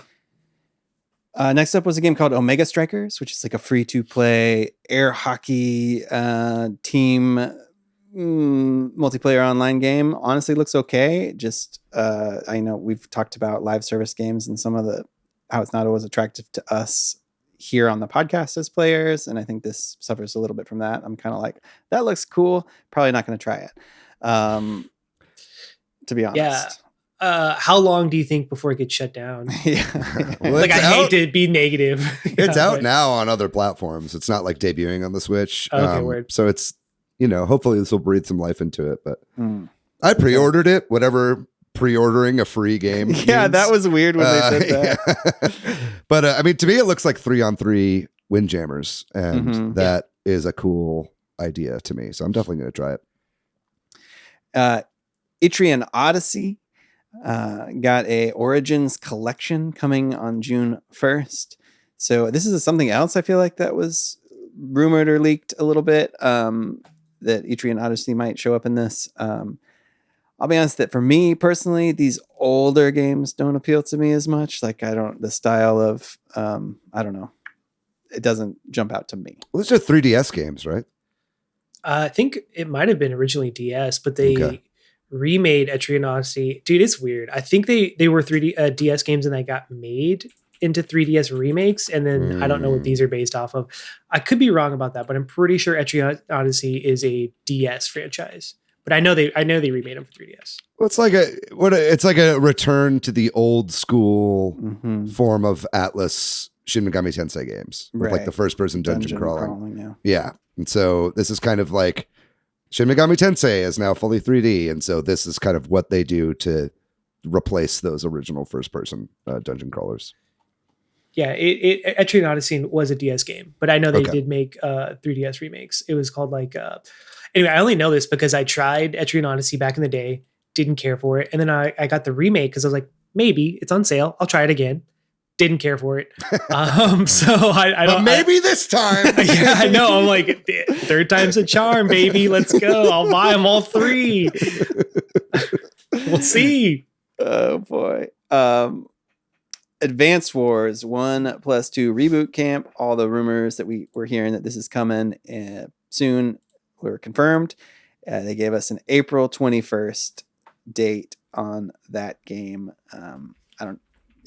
I don't know what else to say about that. Congrats to Ukraine. The war is over. Yeah. I thought it was hilarious how they said it was like months away. And I'm like, not acknowledging the fact that it's been like a year delayed. It's like Yeah. only months away. I'm like, plus year? Multiple delays. Yeah. Yeah. What? Yeah. Yeah, it was supposed to come out April 2022. And then it got delayed to the beginning of the year. I don't remember. Weren't there 2 delays? It doesn't matter. It doesn't matter. It's looks happening. Yeah, coming out. I'm sure we'll talk about it closer to when it comes out. I'm pumped. Yeah. Yeah. I'm ready for it. Yeah. Is that a $60 game?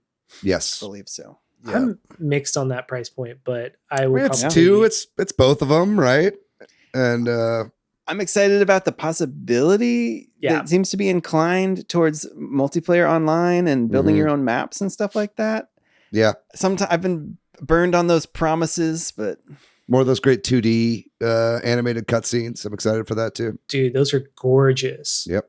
Yeah. Just from the top of your heads, do you think Advance Wars or Deca Police got more time in the direct? off the top of my head, it's Deca. Deca. Police. I think so. Yeah. I think it's pretty close. It's off Oh, is maybe that by close? 5 or 10 seconds. But Yeah. if it definitely felt like not a lot of time was spent on Advance Wars. Oh. I think I don't they're know trying to kind of somewhat sweep it under the rug. Yeah, so- there's like it's coming out, but the war's not over. Don't Yeah. analyze it. Yeah. yeah. Kirby's Return to Dreamland Deluxe, which is also coming out on February 24th. Also got a demo that day. Octopath Traveler 2, I got some competition. They focused on the new part of this game, which we hadn't heard about, though there were some leaks about this, like the box art and stuff had leaked, showing this Magalore's, why don't I have the name in front of me? I don't, but this sort of side adventure you can do as Magalore once you beat the game, right? So, which I think that's a weird choice to not just have it be unlocked for people who maybe have played this game and want that part I more agree. than others. I Yeah. agree. Not like this game's going to be hard. Yeah. You know, Yeah. Kirby games are never like difficult. But And that's also kind of the point too, then, right? Like just give me the content that's extra for an old game. Whatever. is this a Metroidvania? It sounds like you lose your abilities and then gain them throughout the course of it.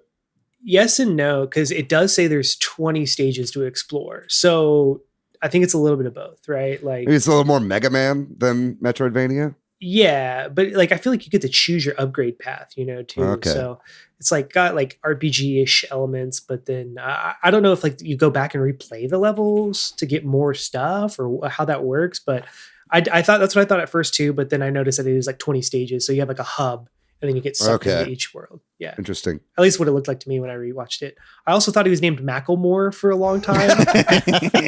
and then it popped up Magalore on the screen. I was like, that makes way more sense. He's got like the shaved side of his hair and the big tuft I on was the like, top. man, did he thrift those moccasins? Like, those are really good. That's nice. Wow. He's from Magalore. What's his name again? Magalore. Magalore is from Capitol Hill. So Yeah. So it's all clear. Yeah, that's true. Yeah. Oh, A lot of boy. Magalore these days in the United States. All right. So now we got to a big one. Yeah, this is Game- where everything started popping off. Yeah. basically at this point. We get the announcement that Game Boy games and Game Boy Advance games are coming to NSO and the NSO Plus expansion pack, respectively. Man, this is great. This is one of the more exciting things, to be honest with you, in this direct for me. And one of the things I've been spending a lot of time doing, we'll talk about in the games we've been playing, or maybe we'll talk about some of it now. But, and thank you, Jordan. I think it was you. But if it was somebody else, I apologize. Okay, thank you, Jordan, for your work on listing out all the games, because they announced a launch lineup for these games, and then they kind of showed images of some future games without clearly listing them. So both systems kind of launched with what you might argue is kind of a small amount of titles, though I think it's a nice representation of different kinds of games and decent games. So I'm not personally complaining about that. It's kind of funny because this is one of those situations where I'm like, I'm kind of excited for new games to come, and I might be ready for them when they come. You know what I mean? Yeah. Like, I don't know how you feel about that. You know, 'cause sometimes it's like, give me everything now, and then I'll pick what I want. Well, they got to keep you subscribed to NSO for some reason, right? They Yeah. could just drop it all at once. Right. Yeah. But I guess we'll just talk about some of these. Tetris, the OG Game Boy Tetris, man. I already have spent some time playing that because I had to. Yo, Patrick, let's play online. Oh, I really want to play this multiplayer. I think after we record this, I'm playing Tetris Online with AVK. I'm excited. Oh, nice. Yeah. Super Mario Land 2, 6 golden coins. You know, we had that 2D Mario ranking episode where this game came up, and I have not played it, or at least finished it. I don't think I played it at all. Matthew, I know like you two said that. Like, this is a great opportunity to play some of these games. 6 The golden game is coins phenomenal. excellent. What top 3 games on the Game Boy for sure. I'm skipping over some of these that don't excite me as much, but like Wario Land 3, Metroid 2. How dare you skip over Alone in the Dark, the new nightmare for the Game Boy Color? What's funny is I loved the Alone in the Dark games on PC, but I don't really want to play the Game Boy version. Yeah, this is definitely the weirdest game that's ever been announced at a Nintendo Direct, in my opinion. Like, it's so weird that this obscure Infogrames like Game Boy game was fucking dropped in the first batch. Gargoyle's Quest, that's a weird one. And then they put Alone in the Dark New Nightmares. Like, what the fuck? It is interesting about this, though. It's not like a top-down game. It's like a pre-rendered backgrounds, like 3D, like fixed camera Resident Evil style game, like on the Game Boy. I get why they put it on, just to show what the Game Boy Color could do, I guess. But yeah, that weird. might be part of it. And they got the license for it. Yeah. Anything else on the Game Boy? I mean, we can talk about the upcoming ones or that. Yeah, I mean, Metroid 2 is great. Soon the Switch will be a home for almost all of the Metroid games, at least especially the original ones. Especially if like Prime and those, at least the original ones, right? So that's really good to have on there. And Metroid 2 Return of Samus had a Game Boy Color profile, like color profile or whatever, or something, specifically made for that game, so it actually looks really good in the Game Boy Color mode. Right, so we didn't mention that, but right, like you can play these games with the different filters of Game Boy or Game Boy Pocket or Game Boy Color. That's sick. I was not expecting that kind of like level of detail. That was just really nice. Really nice. And the make it look like original style. There's like a setting you can do in it that gives it kind of the grid look, and some like ghosting effects that were on the original Game Boy, and that looks great. Like, they did a really good job with the emulation and the filters on this. My way to play the older games is with Game Boy Pocket style. It makes the games look really, really pretty on the OLED. Nice. And then I'm excited that they showed off some of these Legend of Zelda games that I never played. The handheld Legend of Zelda games, the Oracle games, coming at some point, right? Pokemon trading card game online is going to be so fun. I can't wait to play with people. Kirby's Tilt and Tumble is like a gyro game that's going to use the Switch's gyro. Nice. That's so cool. Yeah. I didn't mean to cut you off. Were you going to say something about the Oracle games, Jordan? Oh yeah, dude. Those are so good. If you like Link's Awakening DX, it's just like a level up. And I'm not Link's Awakening is a fantastic game, but I really like both of those games. And I like how they're, that was in the era of Pokemon where, you get two games, but it's like generally the same game. And these are like two completely different games. One's more like action oriented, and one is more like puzzle oriented. And I can't remember which is which, but they're both Seasons fantastic. is more action, and Ages is more puzzle. Yeah. It does make me wonder though if we are going to get remakes of these, because we still don't know what Grezzo is working on. And I hoped in my heart of hearts that it was a remake of these games, but I feel like with this, maybe not. I think we could still get them. I mean, we're getting Link's Awakening DX, and that's already out, so it's but they already made their money from that already, Right. like how many new players are buying that? That's true. What maybe my secret dream is that Grezzo is remaking Tomodachi Life, so I hope that's what they're doing first. I thought you were going to say Ever Oasis too. Oh, I don't give a fuck about that. Bastard. Well, we should move on. Game Boy Advance has a bunch of great games on it too. Honestly, this is where I've been spending a lot of time. The weirdest title of a video game ever: Super Mario Advance 4, Super Mario Bros. 3. With the e-reader levels, having watched you stream this, David, I was like, I really want to play this, but I never have sat down and like bothered to get the emulation running. And now I have already started to play it. You know what I mean? And even not all the levels are amazing, but they're all unique and really weird and hard.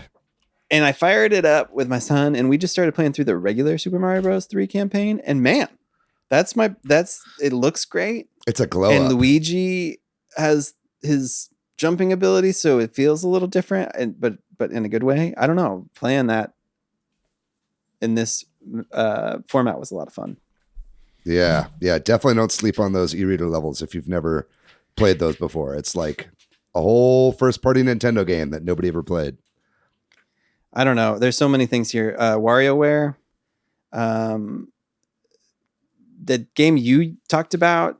Kururin, right, David? Kururin. Yeah. You talked about that a long time ago. Yeah. You played it and recommended it, and here it is. Don't sleep on Kururin. It's like it was never released in the US. It was a Japan and Europe only launch game for the Game Boy Advance. They didn't release it here in the US, I guess, because they just thought we would be like, what the fuck is this? Especially with the launch of the system. But now it's out, and it's a really cool kind of action puzzle-y game. But have you been playing this one, Patrick? No, I haven't tried it yet. Yeah, it's a really fun game.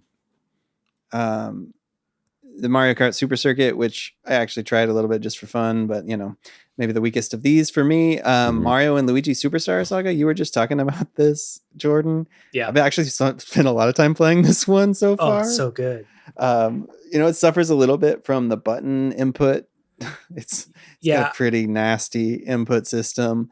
A and B, right, control Mario and Luigi, but because of, I'm guessing, the limited buttons, the bumper switches their commands, and the left bumper switches Mario's commands, and the right bumper switches Luigi's commands. And you're like, I need to jump, but I'm swinging the hammer, and then you're switching the wrong. Anyway, okay, you can kind of get into the rhythm with it, and it's fine. It's just a little bit of a janky input system. Get good. Yeah, maybe just get good. You ever consider that?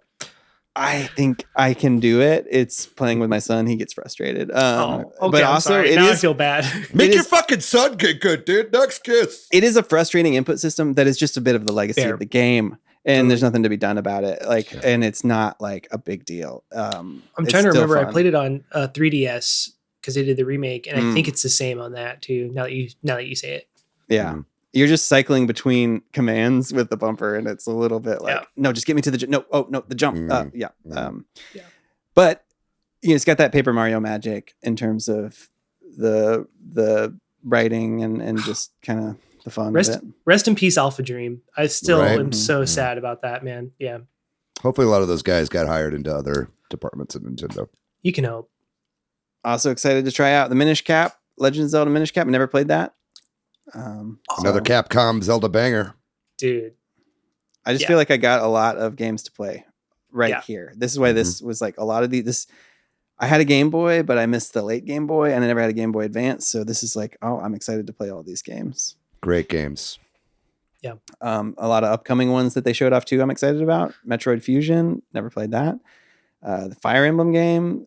F-Zero. I mean, all these games. I'm excited to try out. Golden Sun, Kirby. Yeah. Kirby and the Amazing Mirror is one of the best Kirby games too. Yep. That's awesome. Fire Emblem? Did you say that? Yeah. I'm excited about All right, that. just making sure. No, but Yeah, this was Binding Blades. Is that right? I'm not sure in which the Fire US, Emblem it it's is. Just Fire Emblem. Right. Yeah. I know sorry. it was like the first No, it's Fire Emblem okay. released in the US, even though I think was you're like right that it was Blazing Blade. Blazing Blade. That's in what it is. in officially known as, right? Mhm. But like here, it was just Fire Emblem. Man, Great stuff. Yep. Really, some of the best.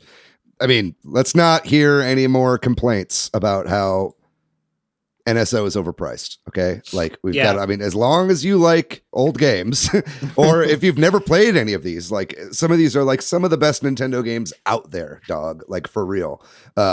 You know, and this is, you know, this plus all the N64 games and the emulation is spot on these Game Boy Advance and Game Boy games. And I'm really, really excited for the future of the service. And it's nice that they threw the $20 subscribers to the base collection a bone because it's been a while since they got anything new.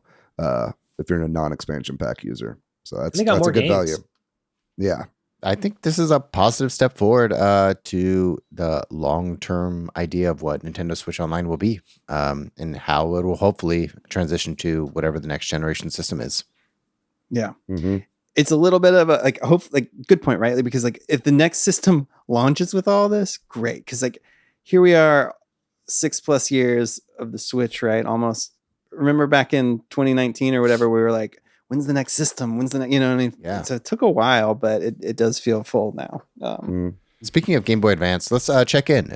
Last time we talked about Game Boy Advance coming to the Switch was a leak back in earlier March of this year. Mhm. So some of the Sloop leak. Yeah, some of the games that we didn't see, it's a big list, but almost all the games that we saw appeared on this list. But some of the games we didn't see in the Nintendo Direct was Metroid Zero Fusion. Or Zero Mission. Yeah, right. Zero Mission is the word. Golden Sun: The Lost Age sequel, Golden Sun. Yep. Astro Boy, Wario Land 4, Yoshi's Island, Super Mario Advance 3. Tactics Ogre, and some a couple Mega Man games, Mario Golf, Mario Tennis. Dude, Mario Tennis for the Game Boy Advance is like one of my favorite games of all time. So good. Straight up. Tennis RPG. Well, it's a direct episode, so we're going long, but we got like maybe a few big ones and then a bunch of like quick things here. The next one was a really big one, Metroid Prime Remaster. We've already talked about it a little bit in the news section, but we'll talk about it a little bit more. Shadow Drop. This is like a game changer that Nintendo would drop a digital game and then release a physical game a few weeks later. We've always had this debate of like, that can't happen. Mm-hmm.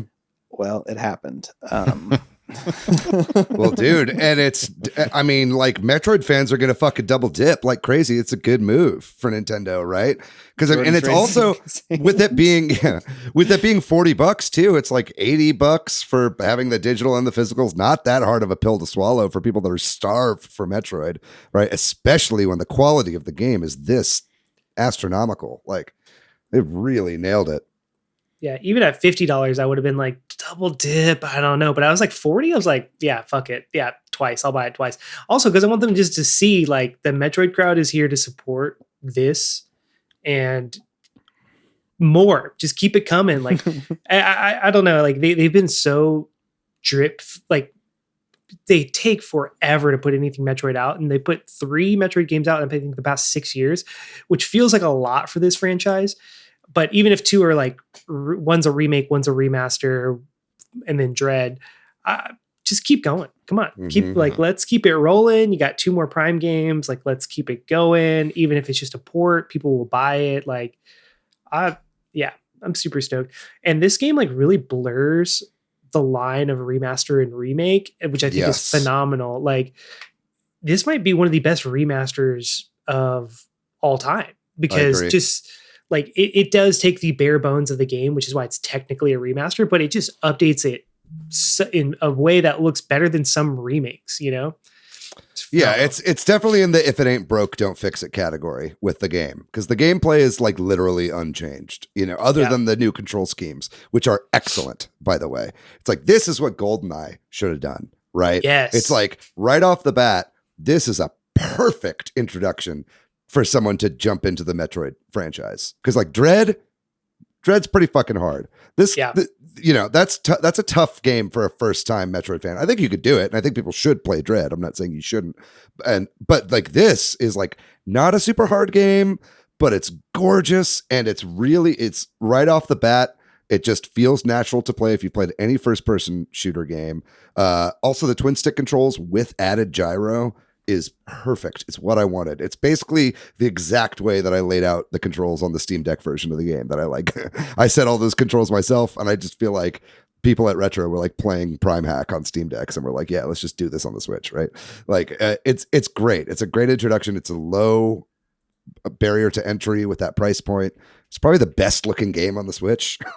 One of, yeah, for sure. Yeah. It's funny you say it's a good introduction too, because I did work with someone when the Dread Direct happened. They were like, "Oh, what'd you think about the Direct?" And I was like, "Dude, I'm so stoked for Dread. I'm a huge Metroid fan.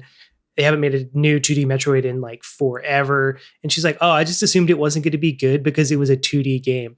And I was like, "What?" It blew my head exploded, and I was like, no, I see the point. Like, I see your point of like, okay, people have moved beyond 2D plain games. Mhm. So hopefully this being a good introduction is like, oh no, this is a 3D game. It looks really good. And it looks like a modern game. Will bring more people into the franchise. And it just makes me really excited for people to play this game for the first time. Yes. Absolute masterpiece. Well, in the interest of just kind of moving on, closing out this direct stuff, next game they showed off was Master Detective Archives Rain Code, a game they've shown a couple times, I think now, coming out June 30th. I don't know. I missed that. This is the Danganronpa devs, Yes. right? So Yeah. I feel like Danganronpa. You'll like Yeah, this. Jordan got It's a a hard weird- thumbs down on this one. The question mark hair guy, right? Yeah. Yeah. Anyway, It looks like a worse Deca Police. Less involved for sure. Yeah. Batten Kaitos. The rumor is true. Batten Kaitos 1 and 2 are getting an HD remaster coming out in the summer. There you go. It happened. Yeah. It's not a full remake like the rumors were saying. This is very much like, this is the kind of remaster I was expecting from Metroid Prime. Yes, it's exactly what I was going to say. Like, this is what I was expecting when you say remaster. It like looks nice. Yeah. Considering it's a 20-year-old probably game. Yeah. But yeah. A lot of GameCube love in this direct. A lot of GameCube and 3DS love in this direct. Matthew, I had a question for you. This being made by the same people as Xenoblade Chronicles, do you think they'll make a Batten Kaitos 3? With roguelike elements. With roguelike elements? Yeah, with big titty anime girls. Yeah. That are also swords. Yeah. Yep. Well, maybe we'll talk more about that one down the line. They showed off another sort of life sim fantasy life eye. It looks Animal Crossing inspired. It's like a sequel to a 3DS game as well, I believe. Yeah. And then the nightmare I was having when I was watching that there's a robots terraforming, but it's only one block at a time. So I was just having like Animal Crossing nightmare flashbacks. Yeah. Trying to terraform my island one fucking block at a time. And I was like, I can't do it. But it does look pretty fun, honestly. I might play this. Yeah, another level 5 game too. Very, very brief teaser for a new Professor Layton game, Professor Layton and the New World of Steam. I think it's one of the few games that we got like zero info about in this direct. Like, I don't think they gave us a release date window or anything. They just showed, a tiny bit of footage. Oh, Lord, he coming. They gave us more than they gave when they announced Metroid Prime 4, so I'll give them that. More than just a logo tree. They did, like, They're a like, little bit. Marvelous is restarting development on Professor. Oh boy. And then we got the Mario Kart 8 Deluxe news. So we knew, of course, Booster Course Pass that we've still got. What is it? We've got three more drops. more drops, right? And so the next one, oh man, they are not only they said they're adding a new course that's completely new. Is this true? Or is it like one of these courses that's going to release on tour simultaneously? I was a little bit skeptical. David, do you know? It's made. They have not exclusively said for if this is releasing on tour. This will be the first time that this Yoshi's Island course has released generally. So it's for all intents and purposes a brand new course. So they played that up. So we'll believe them until we have reason not to. No, I'm sure So- it'll also be added to Tour, but it's seemingly coming to this first. Maybe designed for the Switch more, or who knows, right? But like cool that we're getting new courses, and then the big one is that they're adding Birdo as a character. So Yes, we love Birdo, trans icon Birdo. the promise of this DLC was that it was just going to be a bunch of new courses, and that alone was pretty exciting. But the fact that they've added in that item selection and then a new character here, and we have to talk about this, they have confirmed or suggested that there will be more characters coming in future waves. Funky. Sora. I don't know. Fuck it, let's do it. But also just a lot of Birdo love. I love Birdo. And I can't wait to play as Birdo. And you can play as multiple colored Birdo, which feels a little weird, but also like cool. Why not? I think the title name for this is so ridiculous. I had to like rewind and hear him say it like 3 times. It's Wave 4 of the Mario Kart 8 Deluxe Booster Course Pass DLC for the Mario Kart 8 Deluxe game. For your Nintendo Switch system, man. free with Nintendo Switch Online plus expansion pack. And download it from the Nintendo eShop. Yeah, which stands for Electronic Gaming Shop. Yep. So pretty exciting to see what surprises they might have in store for us in terms of characters. They clearly have been working on this. It's like they're finally at the bandwidth where they can add characters. They pumped out a bunch of phone levels basically to cover their ass and they've looked better and better every time. They're getting more comfortable working on these stages for the Switch. Now we're getting characters. It's like, I feel like I'm looking forward to these last 3 drops. I think there's going to be even some surprises in this spring. Right. That's what I was wondering. Like this makes there's no promise. They didn't say anything wild is coming, but it definitely, the way this is ramping up, it's kind of hinting that there will be something else, right? Movie level? Yeah. That'd be cool. Well, then we got the sort of sizzle reel stuff.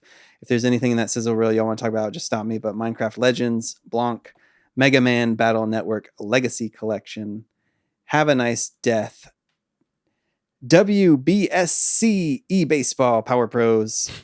Shadow Drop. That game was Shadow Dropped, by the way. And Also only $1. Yeah. Which actually is pretty interesting thing to talk about, right? Because it's apparently a big franchise in Japan and features a lot of like Japanese teams and stuff. And this is sort of their test in the West, I think, and that's why it's so cheap. I keep meaning to pick this up with gold points, and I just keep forgetting. But maybe I will after we record this. Yeah.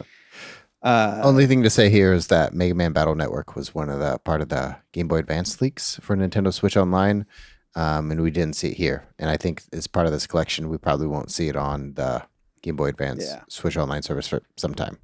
We'll see. I mean, they put Castlevania Bloodlines, I think, in the Genesis games, and that is part of a Konami collection. So I think it's possible. But definitely something to note. And then Disney Dreamlight Valley update, Tales of Symphonia Remastered, we're also showing off there. And then we get to the end of the Direct, and at this point we all expect it, and it's the case. It's The Legend of Zelda Tears of the Kingdom. I don't know, how do you feel about this? They show a trailer once more with very minimal information. That's most we've seen in a lot of ways, but also not a lot still. Got some voice acting, maybe Ganondorf talking at the beginning or some bad guy, which is kind of cool. It's a lot more enemy variety and a lot of cool flying items. Enemies that are new. We see caves. Might see some cave systems. It's wild to me that this game is literally 3 months out and we know so little about it. Mm-hmm. Like the amount, except that it's $70. Yeah, like that's the one thing we are guaranteed, and that you can fly on some big box triangle stone thing, and then the nuts and bolt whatever Banjo-Kazooie are. Very Banjo-Kazooie nuts and bolts. I do like the Castlevania vibes. There's like a big red moon and then the castle, and I was like, oh, sick, that looks like Dracula's castle. But I mean, we're all gonna buy it. Well, like, who cares? You know what I mean? Like, who cares how much or how little or how much we see of this game? We're all gonna buy it. Like, everyone, they know that. So I That's don't what have they to know. see anything. they know it doesn't matter. Yeah, It's exactly. the most anticipated game, won awards for that at the Game Awards. They know, and that's why they're holding. And that's why, because they're like, it doesn't matter if we show stuff, we can keep the hype and the excitement and people speculating as long as we can. Isn't that cool? That's like good. I think it's cool. And that's so rare that an audience is literally going to be built in regardless of what you show in a game. You know what I mean? Like, that is so rare. And Nintendo is like, look, how cool is that we don't have to show anything? Let's take this opportunity to be really cryptic and really interesting and like really make people want it even more by withholding, so more power to them, I think. Like, I would be totally fine if we didn't get a big direct beforehand, which I do think we will get still. Right. But it's like, I just think it's great. If you have the opportunity to do that, go for it, man. I think it's only making people want it even more. Totally. I think it's just, if you had asked me, and as many of us speculated before this direct happened, like, oh, it'll probably be a big chunk on Tears of the Kingdom and then some other stuff. And that just was not the case. It was a very short trailer. Yeah.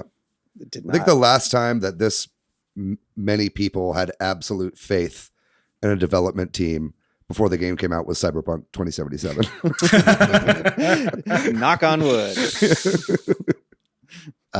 The world looks to appear to have more variance, like a more depth to it, more trees, essentially. The other cool, Jordan, you joked about it having Banjo-Kazooie nuts and bolts elements. We see Link pull out a wheel using the magnesis power, whatever it is from his arm, and it's the wheel. Then we cut to see the vehicle. So whatever the mechanic is, whether you build your own vehicle, similar to like maybe gummy ships from Kingdom Hearts, I don't know, or you get schematics and then find the items to build the vehicles. Either way, it's going to be fun to not only to search for various things, not just treasure chests in the world, but also these vehicle elements from wheels to platforms to like the hovering engine mechanics. Yeah. Looks tight. Yeah, I feel like there's a million things we could do to break down this trailer, but I think a bunch of other YouTube channels are probably going to be doing that in detail, right? So maybe check that kind of stuff out, and I'm sure we'll talk more about stuff that was in this trailer in future episodes as well. So what do we want to rate this direct, and what does this direct mean for the rest of the year and Nintendo and the Switch and all that? I'll start. I'd give this. I've thought about this a bit because like my immediate gut reaction was like A+, love it, it's the best. I think I would still give this an A. I think I wouldn't give this an A-. I think even directs that don't have much of anything still get at the very least a C. It's hard to like fuck up a direct, right? They're hype regardless.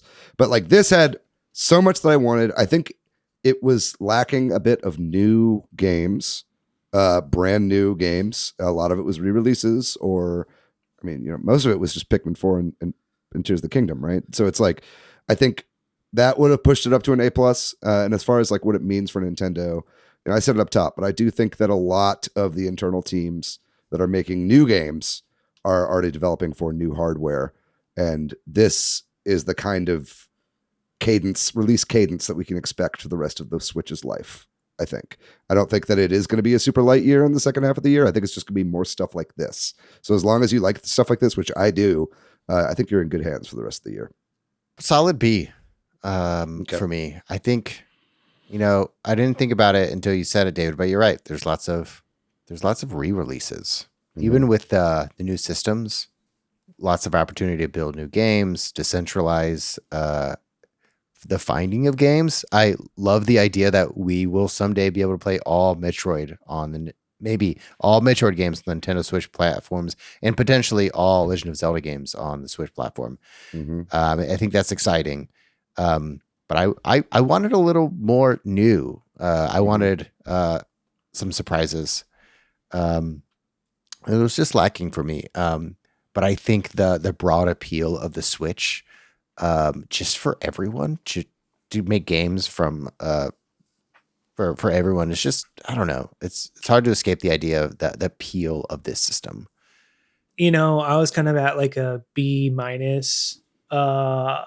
probably up until the GBA announcement. And then I was like, okay, I'll give this an A because we've been waiting for a while and I really don't feel like emulating these on my computer. I want the portability factor of being able to play this on the go. And then when the Metroid Prime remaster hit, I was like, A+, I don't care. Anytime they announce a new Metroid game, A+, doesn't matter. It's just, as that is my favorite Nintendo franchise, I have to just give it to them no matter what. A+. And the fact that it was like dropped that day, I was like, insane. Retro's back, baby. The king has returned. Objectively, like a B+ A. Yeah. A. I'll give it an A objectively, but for me, A+ for sure. Yeah. Patrick, what do you think? Yeah, I'm sitting around where you just said, Jordan, of like B+, maybe borderline A. I really just like, I think, Pikmin 4 and The Legend of Zelda Tears of the Kingdom is in the games I'm looking forward to most, but I just felt like, that's like you gave me breadcrumbs. And then like we talked about, there wasn't one brand new gigantic announcement, which I'm used to in a direct. And that's maybe on me. But I think it was Arms super 2 solid. could have saved this direct. It would have for me. But overall, a lot of fun stuff in here and stuff I'm definitely going to be playing. And the Game Boy stuff was big and has proven to be big for me since it came out. So. What are we getting first? Metroid Prime 4 or Hollow Knight Silksong? Which one's coming out first? Silksong. Silksong. It theoretically should be out before June, right? Like, according to what they've said or what Xbox said, but we'll see. Game testers are saying Silksong is worth the wait. I don't know if you guys saw that. I did see that. Yeah. I'm more surprised it wasn't announced here, but anyway, sorry. Yeah, no, that would have definitely knocked it up for me too. But I think Microsoft might have marketing right. Yeah. I also think it's similar to Legend of Zelda. They don't need to do anything. They'll just be like, here it is. And yeah.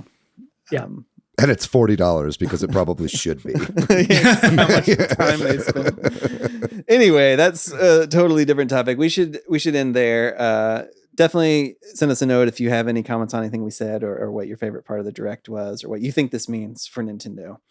And with that, we'll take a break. We'll talk about the games we've been playing after this break. Pour one out for F-Zero.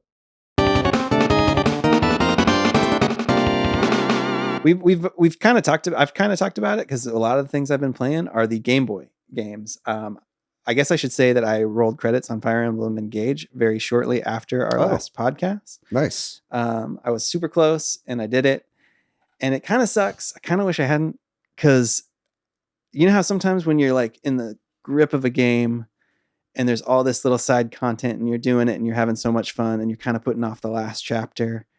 And then you do the last chapter and then you're like done with the game. Yeah. That's kind of how I felt. Like, well, now you can do it all in hard mode. Yeah, but I don't feel incentivized to open it back up or restart it. Yeah. I've kind of felt like, oh, that was a great time I had. I might at some point, but kind of wish I had saved that last chapter because I was having so much fun playing the relays and doing random stuff in the game. But now I'm kind of over it. And part of the reason I might be happy being over it is I've been playing all these Game Boy games on the Switch. We talked about them, but the Super Mario Advance 4 and the Mario and Luigi Superstar Saga in particular, I've been playing a lot of that. Looking forward to playing more of these, but that's mostly what I've been playing. I'll go next because I want to piggyback off. One of the main reasons I don't finish games is because I'm having such a good time that I want to do all the side content. And then I never finish the last like one section. You get burned out. And I get burned out. Like I think I finished Hollow Knight with like 105 or 106%. Yeah, but I didn't beat the last boss. Like is in the Hollow Knight or is in... Spoilers. I don't know. Anyway, okay. I don't know. I beat all the side stuff anyway, but there is a little spoiler there. Sorry. Okay. But as far as what I've been dude. Well, I don't even say the last boss. I'm like, which one? I don't remember. The Solid Knight. I don't know what, but if I'm over 100% on a game, that's kind of silly. And then I don't beat the game. But I've been playing Apex Legends always. I missed a lot of like a month of Battle Pass stuff when I moved, so I was just trying to catch up. I kind of wrapped up my time on Pokemon Legends Arceus, which I had a lot of fun playing for the first time. And then I started a couple GBA games. I started Alone in the Dark. the New Nightmare, because I was like, okay, why the fuck is this included? All of these other games I'd heard of, and that one I had never heard of. I played about 30 minutes of it, and I was like, oh, this is okay, whatever. If this is like a 2-hour game, I might finish it. It's like an 8-hour game. I was like, hard pass. All right, I'm done. Yeah. I did the same thing, Jordan. Yeah. I got the vibe, and I was like, okay, I get it. This is a lot too much for the Game Boy Color to do. I did play Mario Land 2, 6 golden coins. It's like a very good comfort game for me. I played that a lot growing up. I think I could probably play that game blindfolded, dude. I've played that game so many times. Yeah.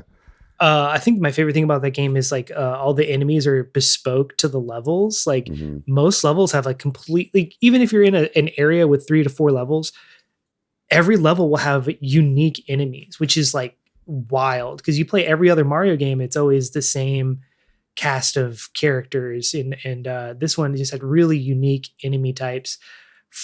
They're not complicated, but just the skins is like nice. But then mostly I've been playing Metroid Prime Remastered. I would say I'm about a third of the way through. I will say the item I got, I was trying to think of it like a non-spoiler way to say where I am in the game, and the last item I got was the thermal visor. Right. So yeah, you're about a third of the way through, I bet. That's what I'd say, yeah. And I'm kind of trying to savor it, but also trying to like go fast, because I want to just keep playing. But I'm trying to like, no, take your time. But I'll probably play it. I think there's like a hard mode. Yeah, you unlock a hard mode if you beat it in normal. So I'll probably play the hard mode when I'm done. But yeah, that's what I've been playing. Man, there's so many games. Yes.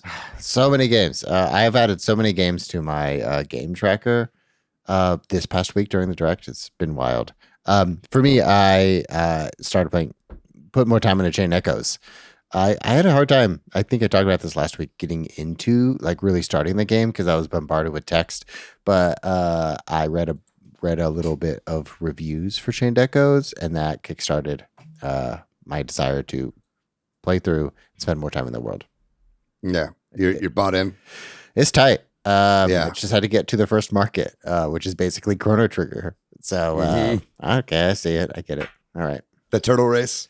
Yeah, exactly. Yeah, fucking turtle race. Yeah, okay. I mean, yeah, a race of any type, plus a bunch of carnival games in a JRPG within the first hour, like first couple of hours of gameplay. All right, I see what you're doing. Yeah, all the reviews were great. Really kickstarted my re-interest in Chain Echoes. That's what I've been playing. David. Nice.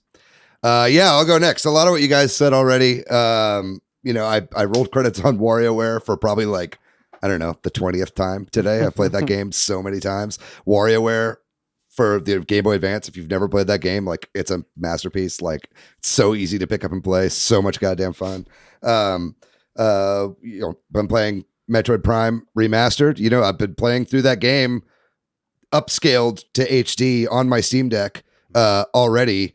And just it's night and day, the difference, dude. I mean, like that game was already gorgeous on the GameCube, still holds up the graphics on the GameCube version to this day, but they just went above and beyond with this port. It's absolutely mind blowing how good it is. My one little nitpick that I have, there are a couple little things, but I think my one main nitpick is on the Steam Deck. I have the controls set to clicking in the stick turns you into Morph Ball. And I kind of wish I just like reflexively want to keep doing that because that's how I played on Steam Deck. So it's like having it on a button is like a little weird to me, but that's like literally, that's just me. If I never did that myself, I wouldn't even care. It's just an absolute classic. If you've never played Metroid Prime, like there is no excuse. Like it is one of the best games of all time. And yeah, just insane that that's on Switch now. I'm so happy. And then what else? Played the Splatfest. Did my due diligence for Team Dark Chocolate, even though we lost. Let's see. Other Game Boy games. I did play a little bit of Xenoclash on my Steam Deck. Do you guys ever play that game? It's like a first person like melee like fighting game kind of thing. That's one of the weirdest games I've ever played, and I just had like hankering to play it. So I picked that up.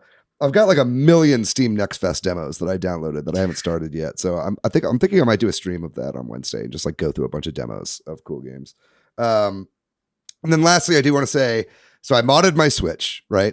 Cena, friend of the show, came by, helped me mod my Switch. And I'm going to tell you why I did it. I did it because you can still play Super Mario Brothers 35 I now have Super Mario Brothers 35 on my Switch, and I've played it against a real live person. Now it was just me and this other guy,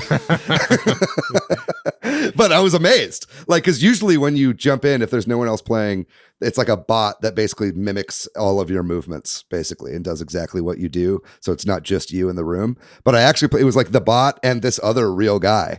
And then I felt bad because I was like working on some other shit, like modding the Switch, and I didn't have time to like do multiple rounds with him. And Cena was there. I didn't want to just make him watch me played Super Mario Brothers 35. But then I like quit. I'm sure that guy was like, no, a real person, come back.